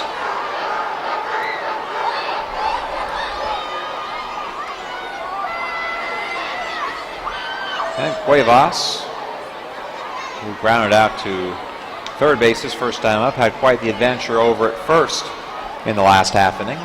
1-2 pitch reaches out and golfs one into right center field. Long run for both outfielders, and it's Repko from right field who comes up with it for the first out of the inning. And now as Wilton Ramirez steps up, we will pause 10 seconds for station identification here on Revs Radio, WOYK. First in York, first in sports. Your only local sports station. The new Sports Radio 1350, WOYK, York, Pennsylvania. Wilton Ramirez, a single, and he got to third back in the second inning, but that is as far as he went, and that's as close as the Bridgeport Bluefish have gotten to scoring in this contest. First pitch from Martinez, low and outside for ball 1. That's number 50 for Jorge. No runs, 4 hits, and no errors for the Bluefish. 2 runs on 2 hits and no errors for York in this abbreviated 7-inning game. 1-0 pitch, fastball, high and outside, ball 2. So really, Darryl, your mindset's got to change in a game like this. Bridgeport, if this were a regular contest, would look at it and say, oh, we still got plenty of time. But now they got to treat this like the 6th inning, as they got 2 fewer frames to go. 2-0, jammed him inside, and Ramirez fouls it off of his own shin. He gingerly steps out, and he'll walk it off as best he can, and step in again to take a 2-1 pitch. He's got a springy shin. That thing went all the way to shortstop. Well, while Ramirez is walking it off, we will take a look at the out-of-town scoreboard, brought to you by York Mitsubishi. Bottom of the 6th inning from Somerset. The Patriots up 4-1 over Southern Maryland. I'm assuming that's a 7-inning game as well, so the Patriots 3 outs away from 13-0. Yeah, why not? A chance for 14-0 later tonight. 2-1 pitch, and there's a reach, a breaking ball that dipped away from Ramirez for strike 2.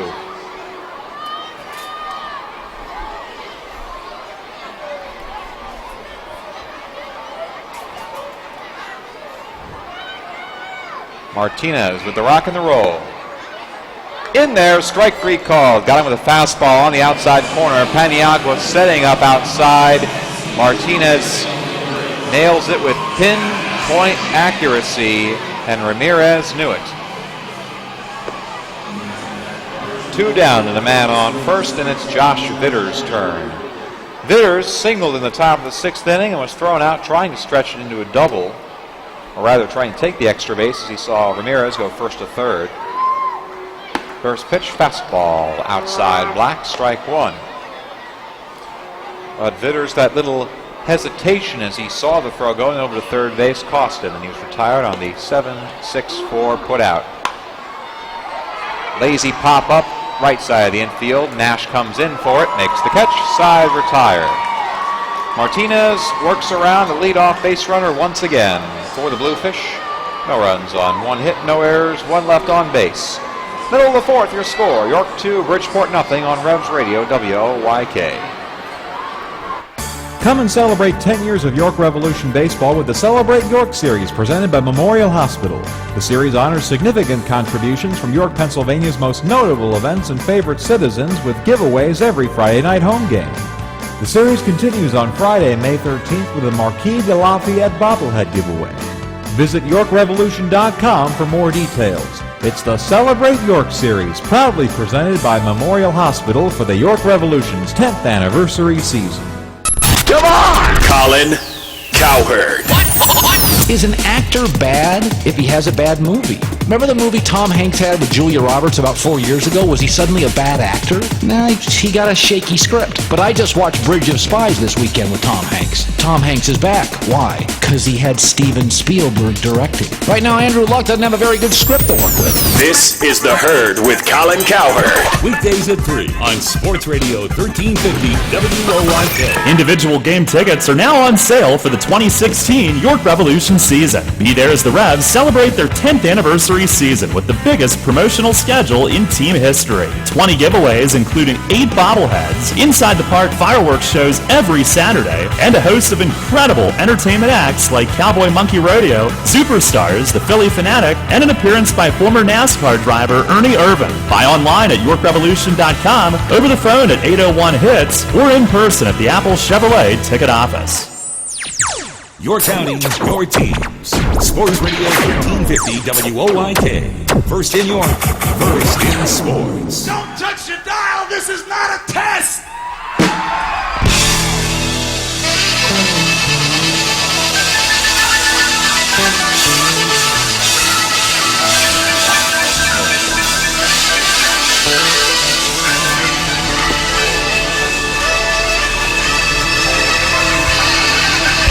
Kind of a long intro, ain't it? Yeah. Do you want me to hit it yet, or? Wait for it. Big man's about to go into his sax solo, I think. What did you put in here? There we go. Live Springsteen. From Cleveland in 78, man. This is his best concert. It's still going. Yeah, it is.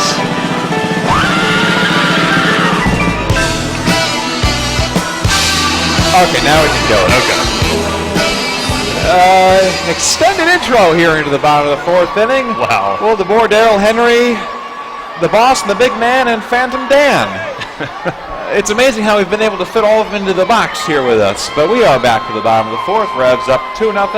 Looking for more against the new pitcher for the Bluefish. James Simmons up first in his first pitch, taking a strike at the knees, 0-1. Well, Luis Rodriguez saying, because I couldn't think of another pitcher to put on the hill, so I'm going to put him on again. See what I did? I was trying to stretch it out there. Kazaya just 10 pitches in his inning yesterday, and there's a sharp ground ball over to short, taken on. Well, I'm not even going to count the hops by Hernandez. Easy throw over to first base in time, 1 away. Do you think he's heard that joke before? No. I think that's the first time he has ever heard it, and he laughed himself silly last night. What do you think? Maybe. Here's Nick Ferdinand. The things we do to get through day games here on WOYK. Nicholas, fly ball out to center field, his first time up. Kazaya into the windup, first pitch. Tapped off the end of the bat and trickling foul. Final line on Jimmy Patterson, who stands in line to get the loss. 2 runs on 2 hits in 3 innings. 3 walks and 3 strikeouts, 60 pitches. He came out very, very snappy right after the rain delay, but then Salvador Peniagua rocks his lid with a solo home run to lead off the third. 0-1, left it outside, 1 ball and 1 strike. Revs got 1 more run in that third inning on a Josh Wilson double, and that's where she stands right now. Bottom of the fourth of this scheduled 7-inning day contest. They'll play the full 9 tonight at 6:30. 1-1 below the knees, 2 balls and strike. We will be on the air at the standard time, 6:10 for the WOYK Revs pregame show. Darryl, we decided who we're going to talk to. Obviously, aside from Mace. That decision has not been made yet. We were talking about getting the 2 goofballs in the in the bubble suits from yesterday. 2-1 pitch. Dotted the I. Ball 3. Jackson and was that Reed who was going up against him? Cameron the other night. Right. You have to be able to adjust on the fly because they had last night's lockdown until Bo did both things the other night. Deep breath from Kazaya. 3-1 pitch. Chopper foul. Past Polo over at the third base coach's box, and he doesn't even try for it this time. Still sleepwalking. Come on, Polo. It's 1:15 now.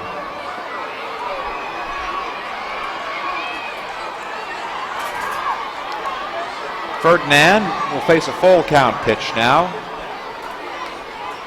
Infield playing back a bit, and the outfield straight up. Here's the payoff pitch. Swung on and missed for strike 3. Got him the slider at 89, and it's 2 up, 2 down here in the bottom of the 4th inning with the Revs up 2-0.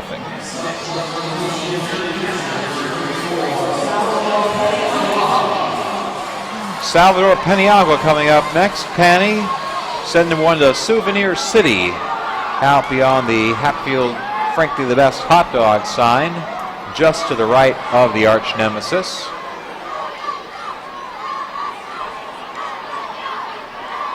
And the first pitch to Kazaya, a fastball on the outside corner at 90 miles an hour for strike 1.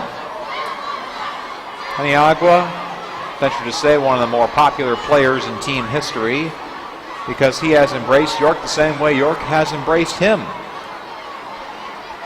0-1. Tapper slowly over to third base, backhanded by Vitters. He's got plenty of time against the catcher Peniagua. Throws him out at first, and that will retire the side. If you like symmetry, Joe Kazaya's got it. Through the order in 10 pitches in the 4th.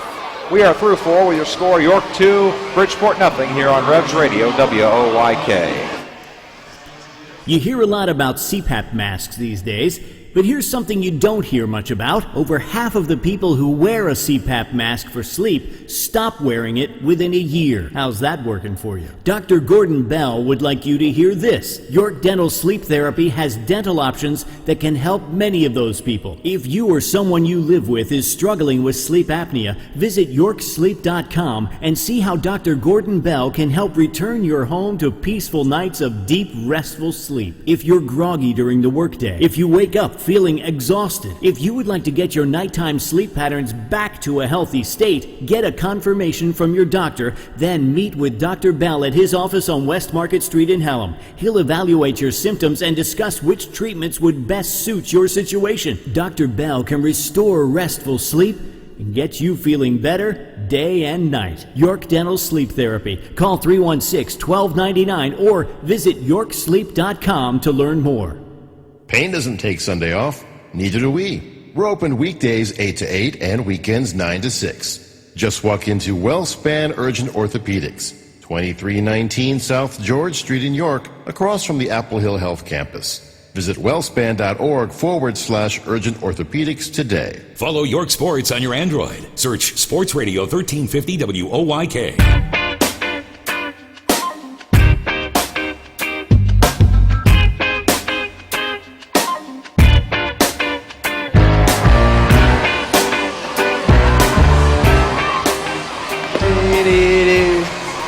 And we are back to the top of the fifth inning here on the Revs Rock and Roll Radio, WOYK.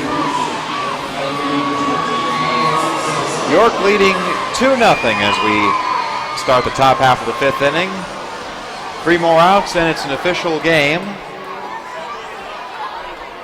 Sosa, Castillo, and Hernandez, the bottom of the order, due up for Bridgeport. First is Carlos Sosa, who struck out swinging his first time up. He was the last batter before the rain delay in the middle of the second inning.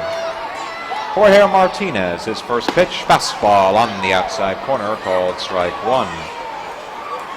Rain delay of an hour 5 pushed us back a bit. Now the 0-1. There's a seeing eye ground ball through the hole on the left side. Nice piece of hitting from Carlos Sosa. He's on, and he's the third straight leadoff runner to reach for Bridgeport. He's known as a pull hitter from the left side, and they had him played way up the middle with Wilson at short. Wouldn't you know, he slaps it right where Wilson would ordinarily be and has himself a leadoff hit.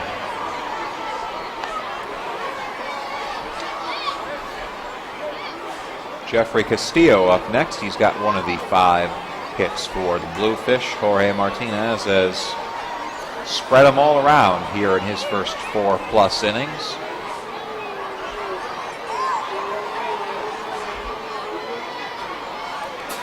Sosa off the bag, the stretch of the first pitch. Little tapper over to the right side of the infield. Telvin Nash comes off from first to get it. Flips over to Martinez, who slams his right foot on the bag for the out. Castillo goes back to the dugout, and Sosa goes to second base. Very well done. That's another play that wet grounds do not make any easier, but Nash and Martinez teaming up just like they do first day of spring training when they have all the pitchers run through those PFPs together. Always nice to see a pitcher who can field his position. Luis Hernandez, a ground out to second his first time up. He watches the first pitch slider on the outside corner for strike one. 60th pitch for Martinez. The pitch count doing just fine for him through 5 innings, and I wonder, Darryl, if we'll see him, if he doesn't get slapped around here for a potential complete game as he misses upstairs for ball 1. Well, that would help. They're resigned to using an entire bullpen in game 2 tonight, basically. They were resigned to use him coming out of the rain delay, a rare return of both starters coming after an hour-long delay. 1-1. Just outside, didn't get the call, and it is 2 balls and 1 strike. Crowd getting a bit angsty here as we are approaching 1:30 in low 50s temperatures in early May. There's a tapper over to second base. Nice and easy for Michael Rocket, who breaks himself into second base for the day. Good toss out to first base for the out.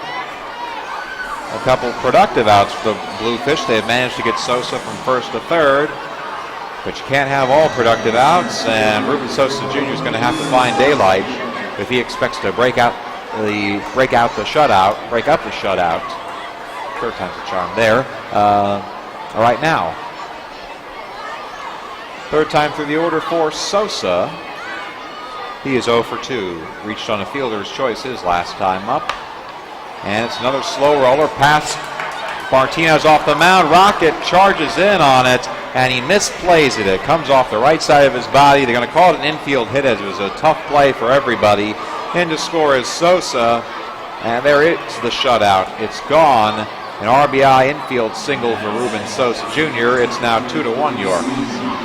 Now you got to watch him at first base as the tying run. He may try to run right away. And Rocket there, I mean, your only chance is to glove it and basically in one motion from underneath, whip that thing over to first. Too far away to do a glove hand scoop and flip. Fletch will come out now for a visit, and maybe to talk about how they're going to try to hold Sosa Jr. here as well, with that being a crucial run. But even if Rocket does all of that, Sosa's speed, I don't know that it's enough. He ran early in the count yesterday against Mike McClendon, the York starter. He was thinking about doing so in the top of the ninth inning after drawing a leadoff walk against Mike DeMarc. And DeMarc put a quick stop to that. Picked him off base, clean off the bag. And the call drew the ire of Luis Rodriguez, who sprinted across that diamond faster than Usain Bolt when you say they're holding an emergency Olympics across town. First pitch, slider outside. Ball 1 to Luis Nunez, who is 0 for 2 today. He is cooled off a bit after his sizzling start for the Bluefish. Had 6 hits in his first 9 at-bats with the team. He's holding that bat way up. There goes Sosa. The pitch is a strike. The throw from Paniagua is not in time. Nice velocity from Sally, but not quite enough to get the speedy Sosa. He steals his third base of the series, and the Bluefish have the tying run in scoring position with a score 2-1 in the 5th. Well, you knew that was coming. And Paniagua was ready. Just pretty good throw, but I mean, you almost have to hope Sosa slips a little and doesn't get that great of a jump. 1-1 the count from Martinez, and he pounds the strike zone. Pumps it right down the heart for strike 2. Should have put less new dirt over there. The end of the rain delay. A little gamesmanship, you're thinking, huh? Yeah. Well, ground rules. Martinez gives a peek to Sosa. The 1-2 pitch missed outside. Paniagua setting up outside, but Martinez missing his spot, and the count goes even at 2 balls and 2 strikes. The 2 outs, the deuces are wild here on this Wednesday afternoon. Jorge Martinez gets his sign from his catcher. Looks back on Sosa, who's dancing off the bag. There he goes, trying to steal third, and there's a foul back to the screen by Nunez. And he would have had it easily. He got a fantastic jump off of Martinez, but Sosa will have to jog back to the second base bag and try and do it all over again. Yeah, with 2 outs, he better make it if he's going to try to steal third.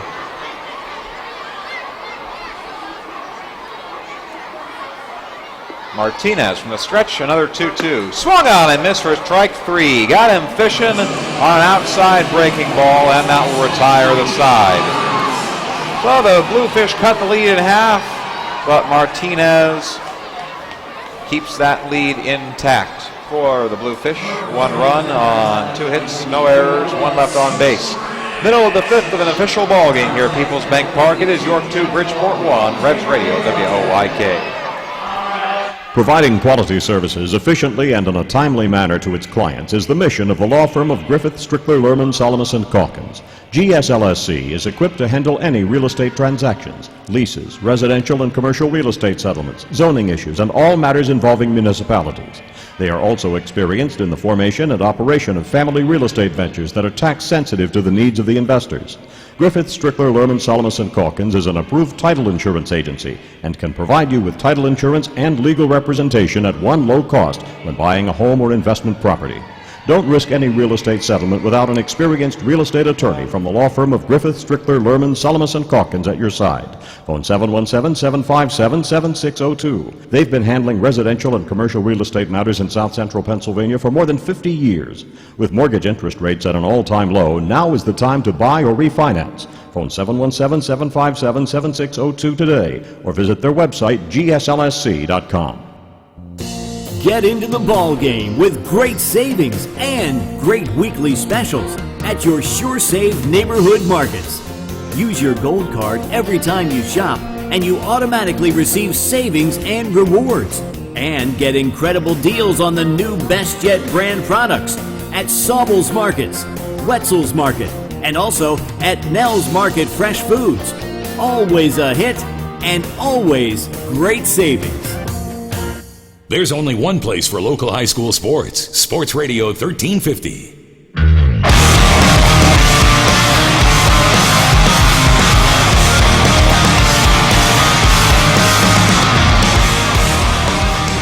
Bottom of the fifth from PeoplesBank Park. Rocket, Repko, and Wilson due up to face Kazai, who's back out for a second inning of work. And his first pitch is a fastball right down George Street for strike one.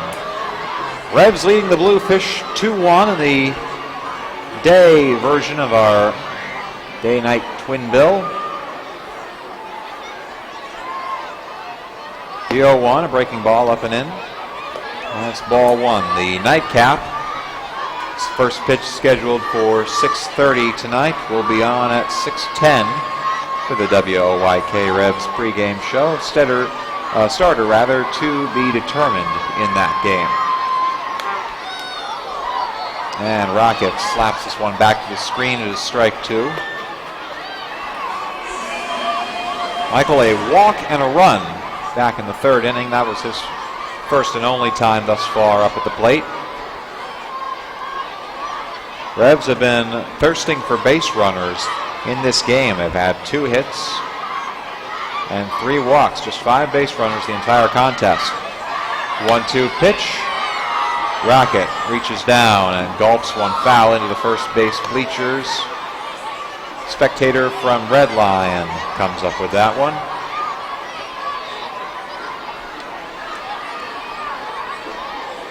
And Rocket stands back in.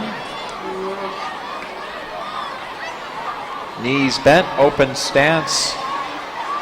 Legs at about 6 and 9 o'clock. 1-2 pitch, poked into right field. It stays up. Ramirez makes a two-handed catch, one away.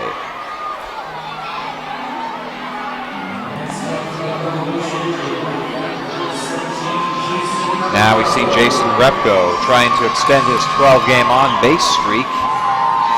He's 0 for 2 today. A couple of pop flies around the infield. And one young fan really wants him to get on base. Keziah 4 up and 4 down so far. His first pitch, a little bit of chin music for Repko. Gets the beard out of the way for ball one. Revs do have bullpen activity and looked like they motioned that they would go to the bullpen in the 6th inning. Who haven't we seen in a while? As the 1-0 comes in, broken bat. And he pops this one sky high and foul. Down the third baseline into foul ground. Making the catch is Vitters. And that's the second out of the inning. And that broken bat is brought to you by our friends at Heritage Lawn and Landscape Care. Some new lawn ornaments coming off of that bat from Jason Repko. May have had EAB in it as well. For your EAB treatment needs, make sure you go to heritagelawnandlandscape.com and get signed up for a consultative visit. The EAB. Emerald Ash Borer.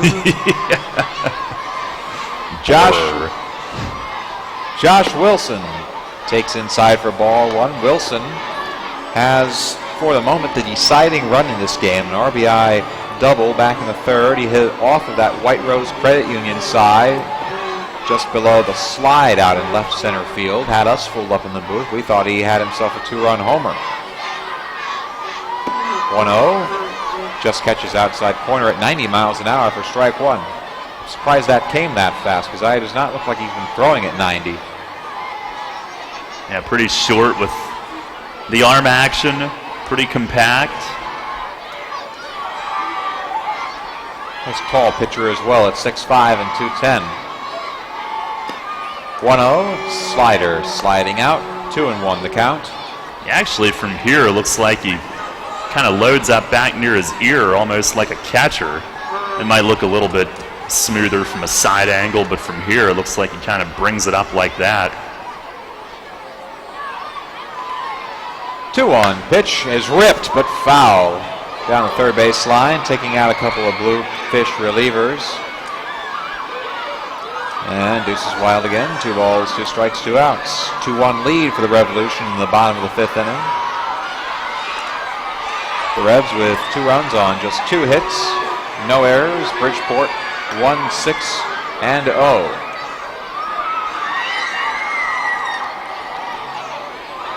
Wilson is ready. He stands straight up when he's in the batter's box. And the 2-2 pitch, reached for and popped foul. Down first base line, Cuevas easily grabs a hold of it, side retired. So 6 up and 6 down for Keziah, 9 up, 9 down through his last 24 hours of pitching. A rather nice outing for him. Revs go down in order again into the 5th. Here's score, York 2, Bridgeport 1. Darrell Henry will take you home on this 7-inning game here on Revs Radio, WOYK.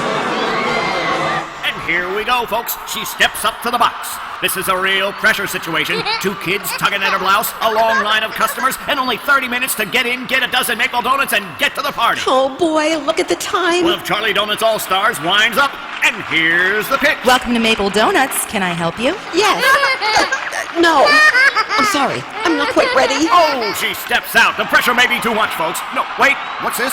A meeting at the plate? Okay, Mommy needs to order our maple donuts now. Can you two be good, please? And she steps back up to the box. All ready now? I am. She's swinging for the fences. I'll have 4 glazed, 3 vanilla sprinkles, 3 chocolate icing, 2 jelly filled, and 1 chocolate peanut covered. Wow, that was Major League. She read every stitch of that fastball and knocked it clean out of the park. Enjoy your maple donuts. Oh, we will.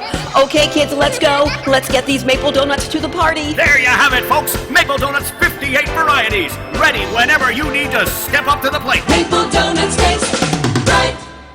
Well, I finally did it. I took my dad's advice and joined his credit union. Which one? PSECU. I'm eligible because my dad's a member, but I joined through work. Really? I thought you had to work for the state. A lot of people think that, but there are lots of ways to be eligible. I'm not really thrilled with my bank and all their fees. I need to check them out. Definitely. It's worth the switch. PSCCU is the credit union for you. Find your way at psccu.com/join. This credit union is federally insured by the National Credit Union Administration, Equal Opportunity Lender. Hi, this is Dan Patrick. Join me weekday mornings at 9 on Sports Radio 1350 WOYK.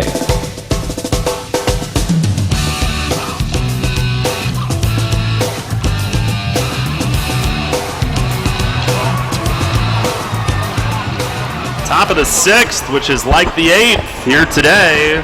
Revs a 2-1 lead. Ricardo Gomez, the new pitcher. Pitching change brought to you by Maple Donuts. 3, 4, and 5 in the order due up. Beginning with the K-man, Dan Johnson, who's flied out and singled here so far. And Gomez, first pitch of the ball game is inside for ball 1. Jorge Martinez, 5 innings, 1 run on 6 hits. He did not walk any on this damp day. Struck out 3. Pitch from Gomez is swung on and corked foul toward the picnic area in right. He was out in front of that one. Jorge, 70 pitches, 47 strikes. I would still venture to say if he hadn't been delayed an hour. Here's a swing and a fly ball, right field. Repko was very deep. He'll come over to the alley and in, and makes the catch for out number 1. And he probably would have come out for the 6th here. That's a pretty efficient pitch count. No chance for a quality start, but he'll certainly take the win if his team can hold it for him. Gomez in his 5th game, 3 2/3 innings, 1 run. Here's Jose Cuevas, the cleanup man. First pitch is a little bit high. Saw Gomez last night, couple of Ks in the 7th inning. So back-to-back games for him. He did give up a bloop hit to Cuevas last night. Fires here and a slider stayed in. And it's 2 balls and no strikes. 2-1 lead here in the top of the 6th. Here's the stretch from Gomez. The 2-0. Swung on and skied to center. Simmons was deep. And he'll make his way in and squeeze it. 2 down. Eyeing it up as it hung lazily in the gray sky. And Simmons a few short steps in for out number 2. Once again, the Revs coaching staff is signaling from the dugout the no doubles defense. Play deep.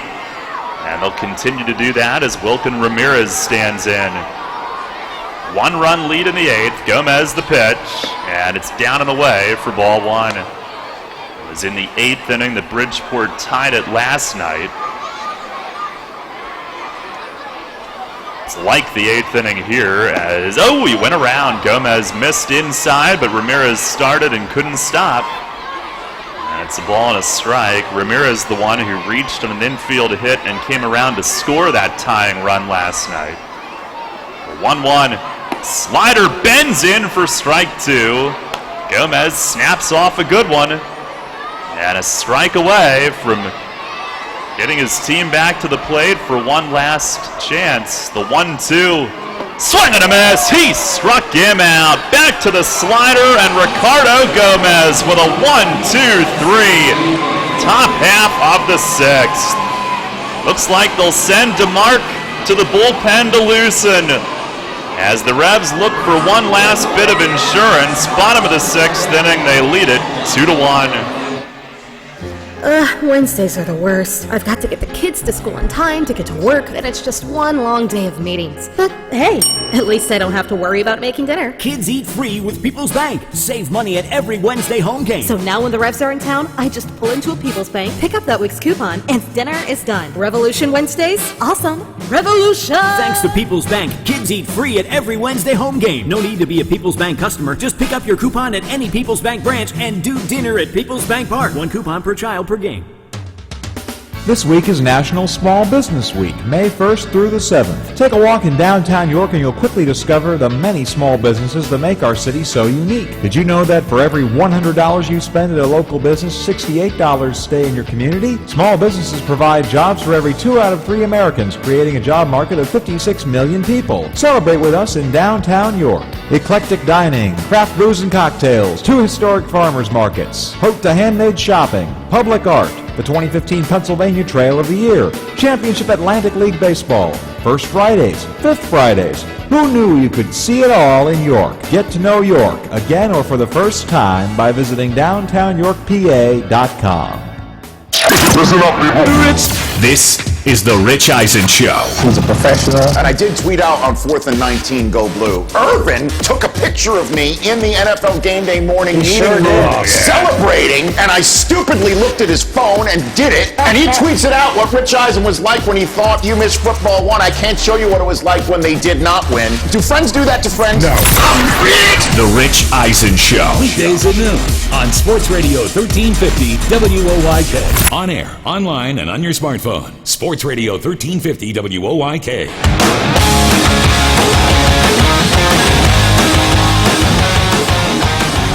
Bottom of the 6th inning, Andres Perez to lead off, and he takes a rip, comes up empty on Kazaya's first pitch of the inning. He's still in. He's retired all 6 that he's faced here today. 2-1 York, bottom 6. Perez a walk and a strikeout thus far. And the 0-1 from the righty is swinging a well-hit ball deep but foul. Perez just down in front. And he sends it home run distance but foul beyond the Bluefish bullpen and left. Perez, Nash, and Guzman do here. Bridgeport in the 7th.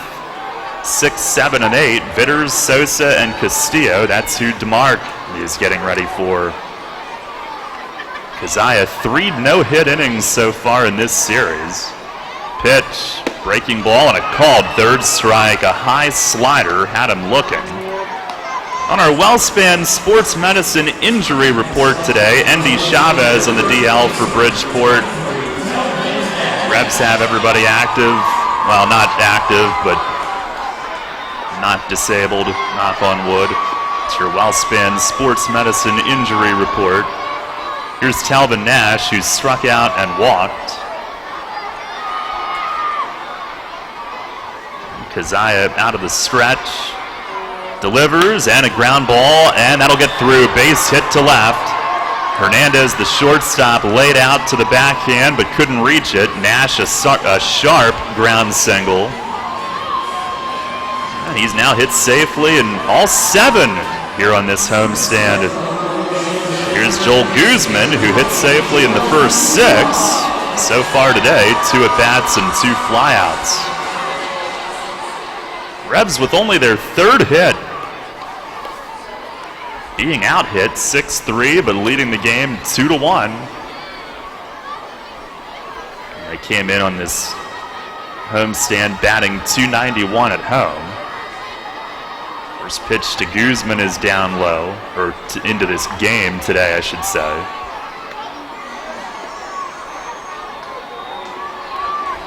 Revs' record for fewest hits in a win is 3, which they matched at New Britain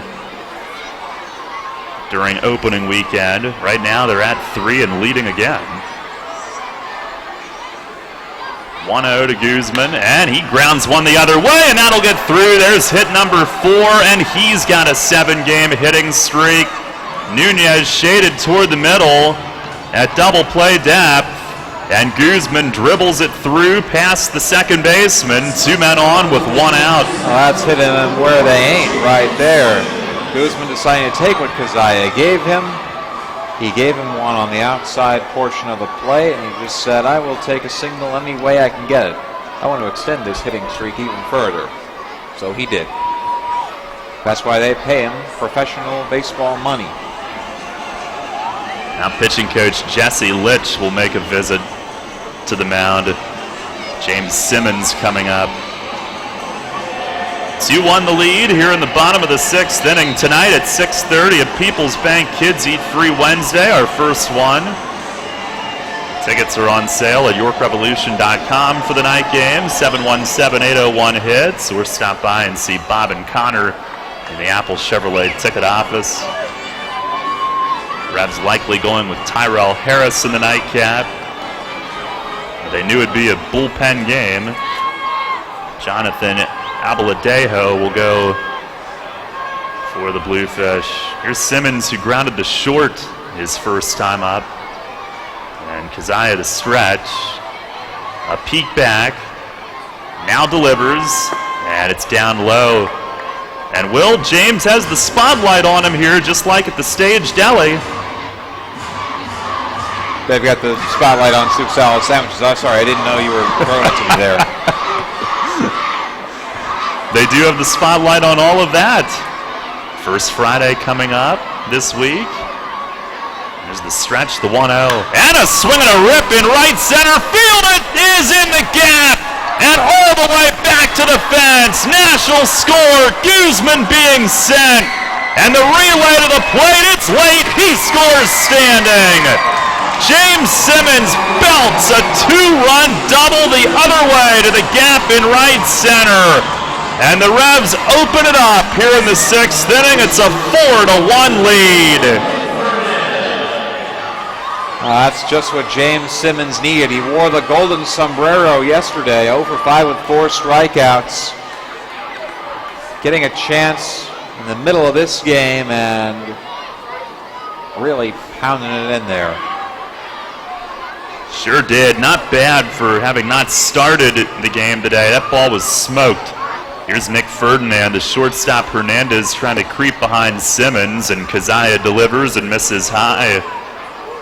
Well, yes, the Stage Deli opened late this Friday for First Friday. Mention the Revs, get 10% off your order. James Simmons coming through big, and the spotlight there. Here's the stretch, and the 1-0 slider bends across, a called strike on Ferdinand. He's flied out and struck out. Simmons last night had a 5-game hitting streak snap, but has now hit safely in 6 of the 7 on this homestand. The 1-1 breaking ball inside. I don't know if they score one more, it'll no longer be a save situation. DeMarc's ready and watching from the bullpen and right. Revs trying to take the first 3 of this series and 5 of their last 6 overall. Came in today at 7-6, tied for first. Here's a swing and a drive foul the other way and right. It'll land up in the Mezzogiorno Picnic Pavilion. 2-2 on Ferdinand. Start in left field for the second straight game.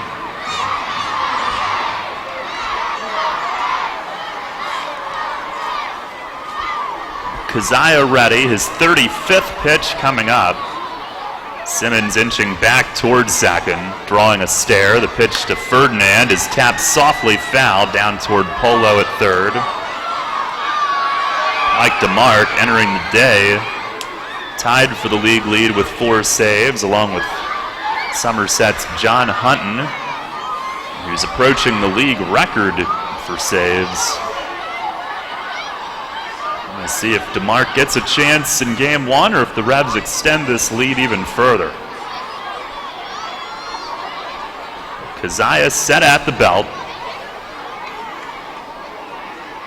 And the 2-2, swinging a foul back into the net. Ferdinand making him work. A win today, the Revs would be 5-2 on this homestand with 1 remaining.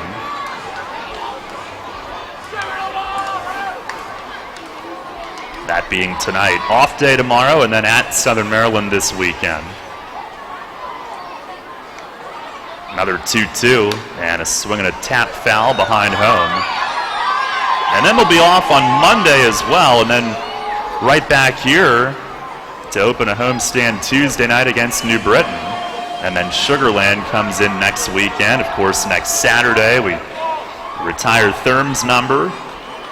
Day before that we give away the Marquis de Lafayette bobblehead as part of Celebrate York presented by Memorial Hospital. Lafayette. You're saying it wrong. Unless you're in the musical, of course. Well, which you were earlier today. Maybe I was. There's a fastball a little high. It's 3-2. Wait, you're Lin-Manuel Miranda? That was an uncomfortable sequence that they filmed here in the booth during the rain delay, but I was happy to do a little rapping for the York Newspaper Company video. Well, you're still probably better than the guys from Florida Georgia Line. 2-2, and a ground ball speared by Keziah. He looks at Simmons. He'll lob it to first and take the shore out there as Simmons broke on contact. Uh-oh, he's a little sore at third base. He was running hard on contact. Mason Chong coming out. It was approaching third base, anticipating maybe a throw from the pitcher where I think he tried to slow down and maybe strained a little something, but he gives a thumbs up. Chong halfway out and sends him back, fortunately. Getting Chong his exercise. Awfully nice of them. It's nice when he only has to go halfway, though. Well, here's Paniagua, who is 1 for 2 with a third-inning homer that opened the scoring. Pitch from Keziah is up. Paniagua started the turn, and no appeal. He did keep the bat back.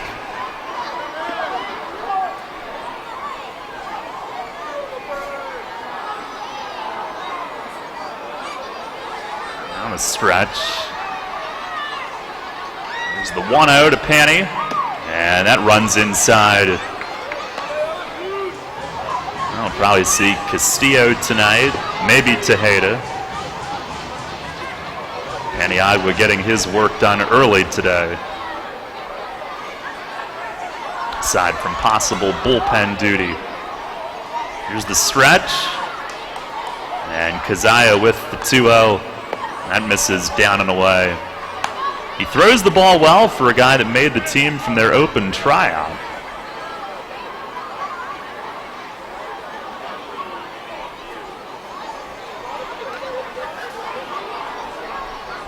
Although they've left him out there now for 42 pitches. Nobody throwing behind him. 3-0, and that's up high. 4-pitch walk. Revs have gotten to him here in the 6th inning, and now Michael Rocket to the plate.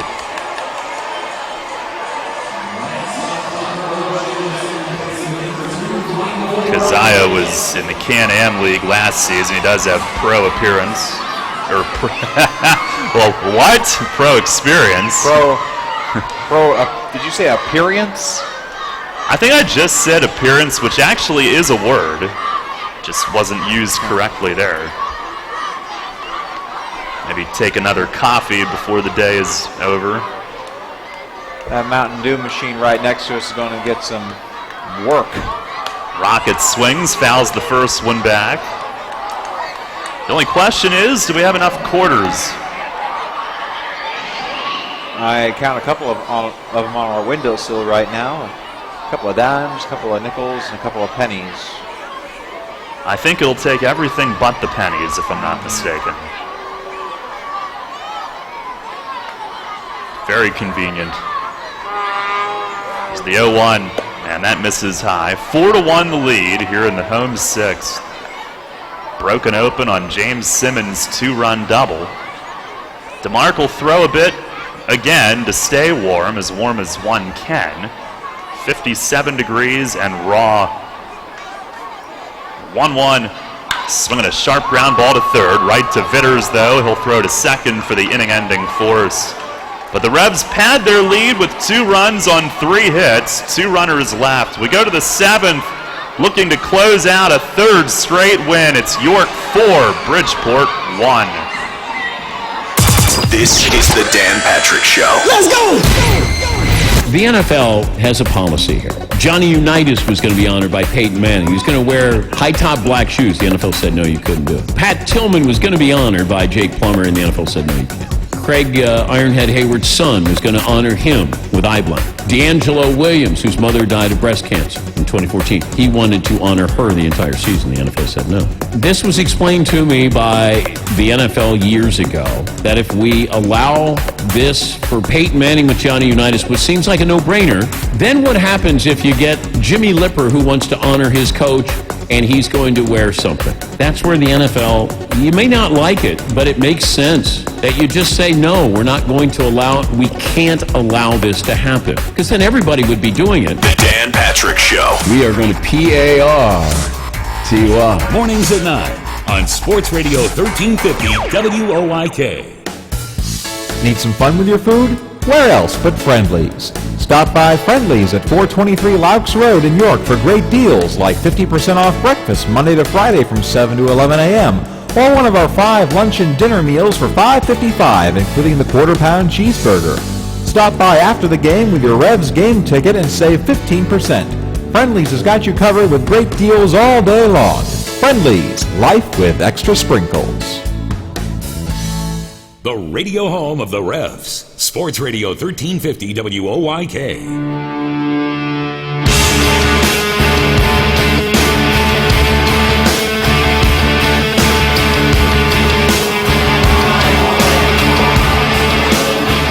Looking to send the kids back to school happy. Mike DeMarc comes on as we go to the 7th inning, looking for his league-leading 5th save.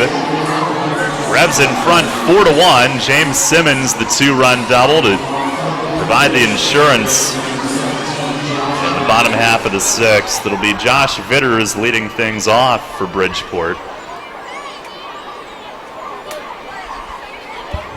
DeMarc, a scoreless inning last night. It was a big one. First pitch is a fastball strike on the outside corner. 9th inning last night, a walk to Ruben Sosa Jr. with all that speed and then picked him off. And then got the next 2 quickly. He fires, fastball strike. Right there, it's 0-2. Vitters 1 for 2, singled early, then popped up. And DeMarc, the high stretch of the arms. He fires, and a sinker down low, 1-2. Revs with 4 runs on 5 hits and no errors. Bridgeport 1 run, 6 hits, and no errors.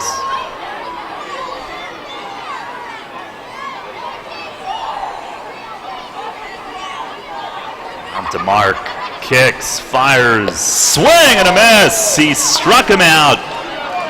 A sinker for out number 1. 2 away from a 3rd straight win, which would be their first 3-game winning streak of the year. And Carlos Sosa up next. Sosa 1 for 2, struck out early, singled and scored then in the 5th.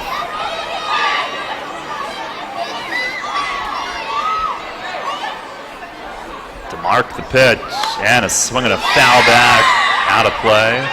You know, if I were a kid, if we had pro baseball when I was in elementary school, I would have begged the teachers, the principal, the school board, the superintendent.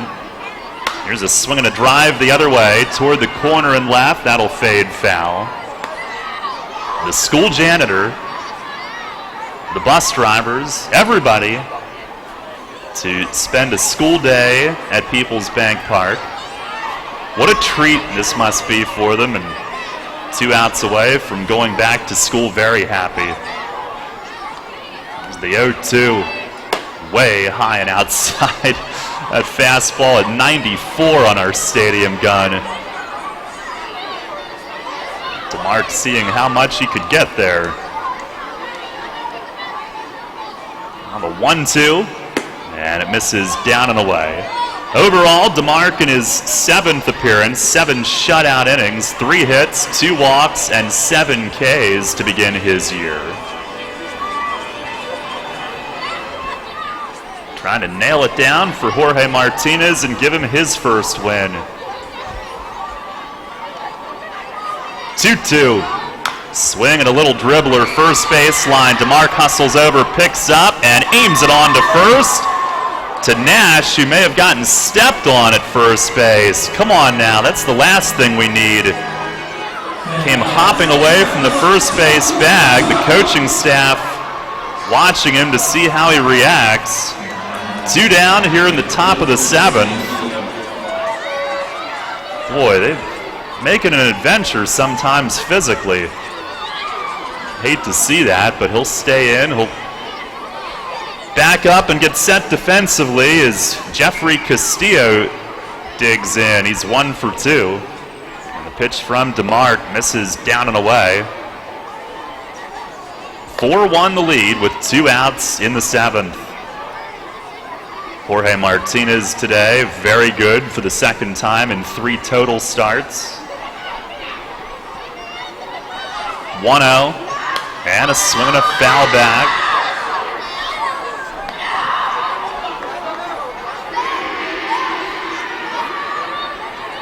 Will DeBoer standing by for a post-game conversation on the field. DeMarc, the 1-1, swinging a ground ball just under his glove, cut off by Rocket, and off-balance throw is just late. And Castillo beats it out to keep the game alive. It's an infield hit. DeMarc stabbed downward with the glove. It just got underneath on a sharp grounder. The mound did kick it up and slow it down, giving Rocket a chance. He never misses a chance to show his range. He gets to so much. And up the middle, reached it. The off-balance fadeaway throw gave him a chance, but Castillo beats it out. So here's Luis Hernandez. And the first pitch is rolled softly to second. Rockets got this one. Throw to first, high and off the glove of Nash, and the game continues. And Paniagua now trying to back up in front of the York dugout, might be hurt. Man, 2nd and 3rd, and the game goes on, and Paniagua's down on a knee. The ball was wet, and Rockets' throw sailed because of the wet ball, and Paniagua went over to back up in front of the York dugout, and his knee may have buckled on him as he tried to keep it in play. Chong and Mace out to visit him right away. He's trying to walk it off. He was over there trying to keep it out of the dugout, and he changed direction quickly. There have been so many scares in this game today.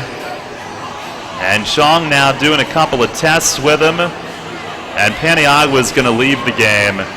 My goodness, down to the final out. He homered earlier. He's going to be helped down the dugout steps. He does do it mostly under his own power. But that's just awful. Down to the final out. He played a big role in this lead today. And Keith Castillo is going to have to fasten the gear on and finish the game behind the plate. Rocket charged with a throwing there. Just flat out sailed on him with the ball being wet. I wish we had better conditions to begin this season, but we don't. And unfortunately, it may have just gotten somebody. Paniagua, he reacted in pain right away. He went down to a knee and grabbed his left knee. And it may be a little more difficult for a catcher to try to change directions quickly like that with all that gear on. I think his cleats just stuck on the warning track and just an awkward turn. Hopefully it's just a strain and everything is structurally sound. And Castillo takes over. Ruben Sosa Jr., the hitter, at second and third. Sosa, the tying run at the plate, does have one home run. So he's got a little pop in that 5-7 frame.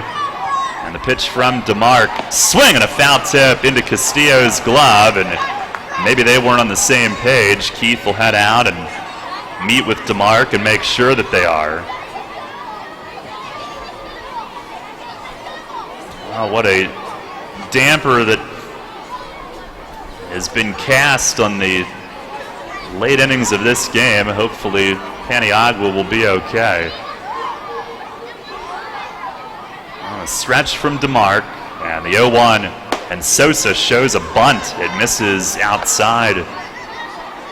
He is the tying run here with 2 outs in the 7th. Chong talking with Panny down in the Revs dugout. 1-1 pitch. That's upstairs.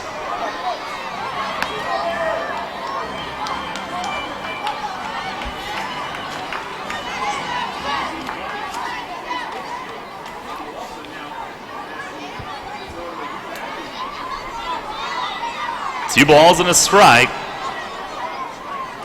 DeMarc with his 17th pitch of the inning.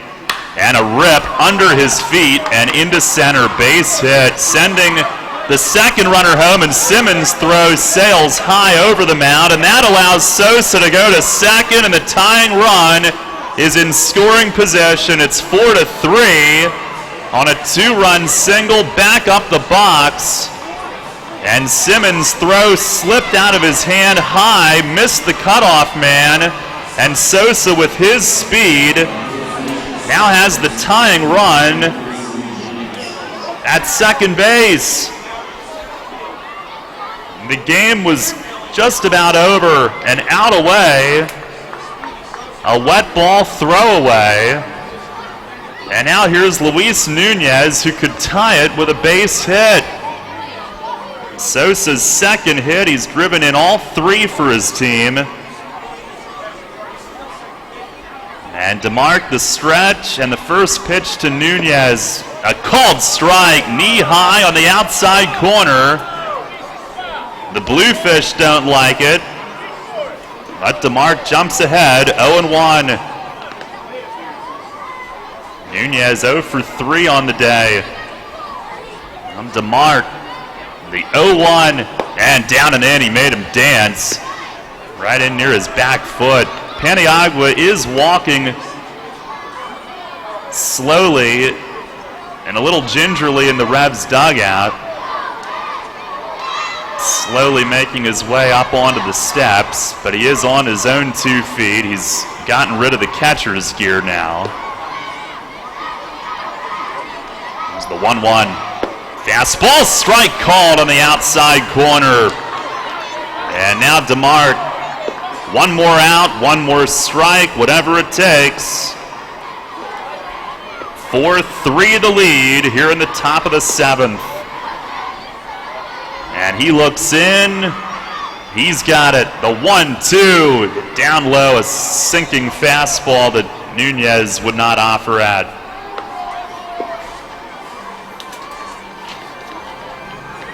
Two and two the count. He especially wants to get it done here, knowing that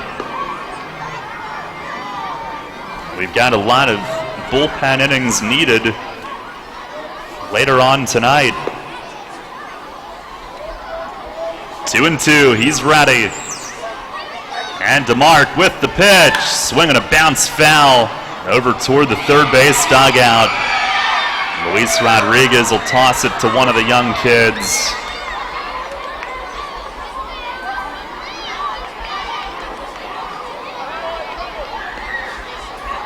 Boy, final out. Toughest one to get. DeMarc now at 22 pitches in the inning. And ready once more. Another 2-2 swing, and he just got a piece. Nunez, a foul tip off Castillo. And we'll do it again. Boy, this has gotten hairy. Had the first 2 outs quickly. There's 2 insurance runs in the 6th inning. The only thing keeping York in front.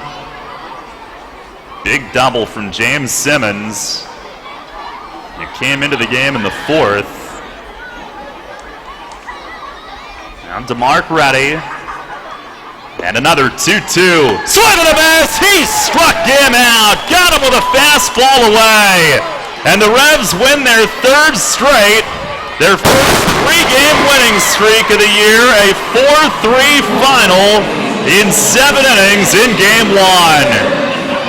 Had it all the way, and Mike DeMarc, his league-leading 5th save. This one of the hair-raising variety with 2 unearned runs. In the top of the 7th, a scare health-wise for Paniagua. Hopefully everything comes out of that okay. The Revs end up with the victory, 4-3. And Will DeBoer's going to grab James Simmons down in the field to talk to us here post-game. And we'll send it down now.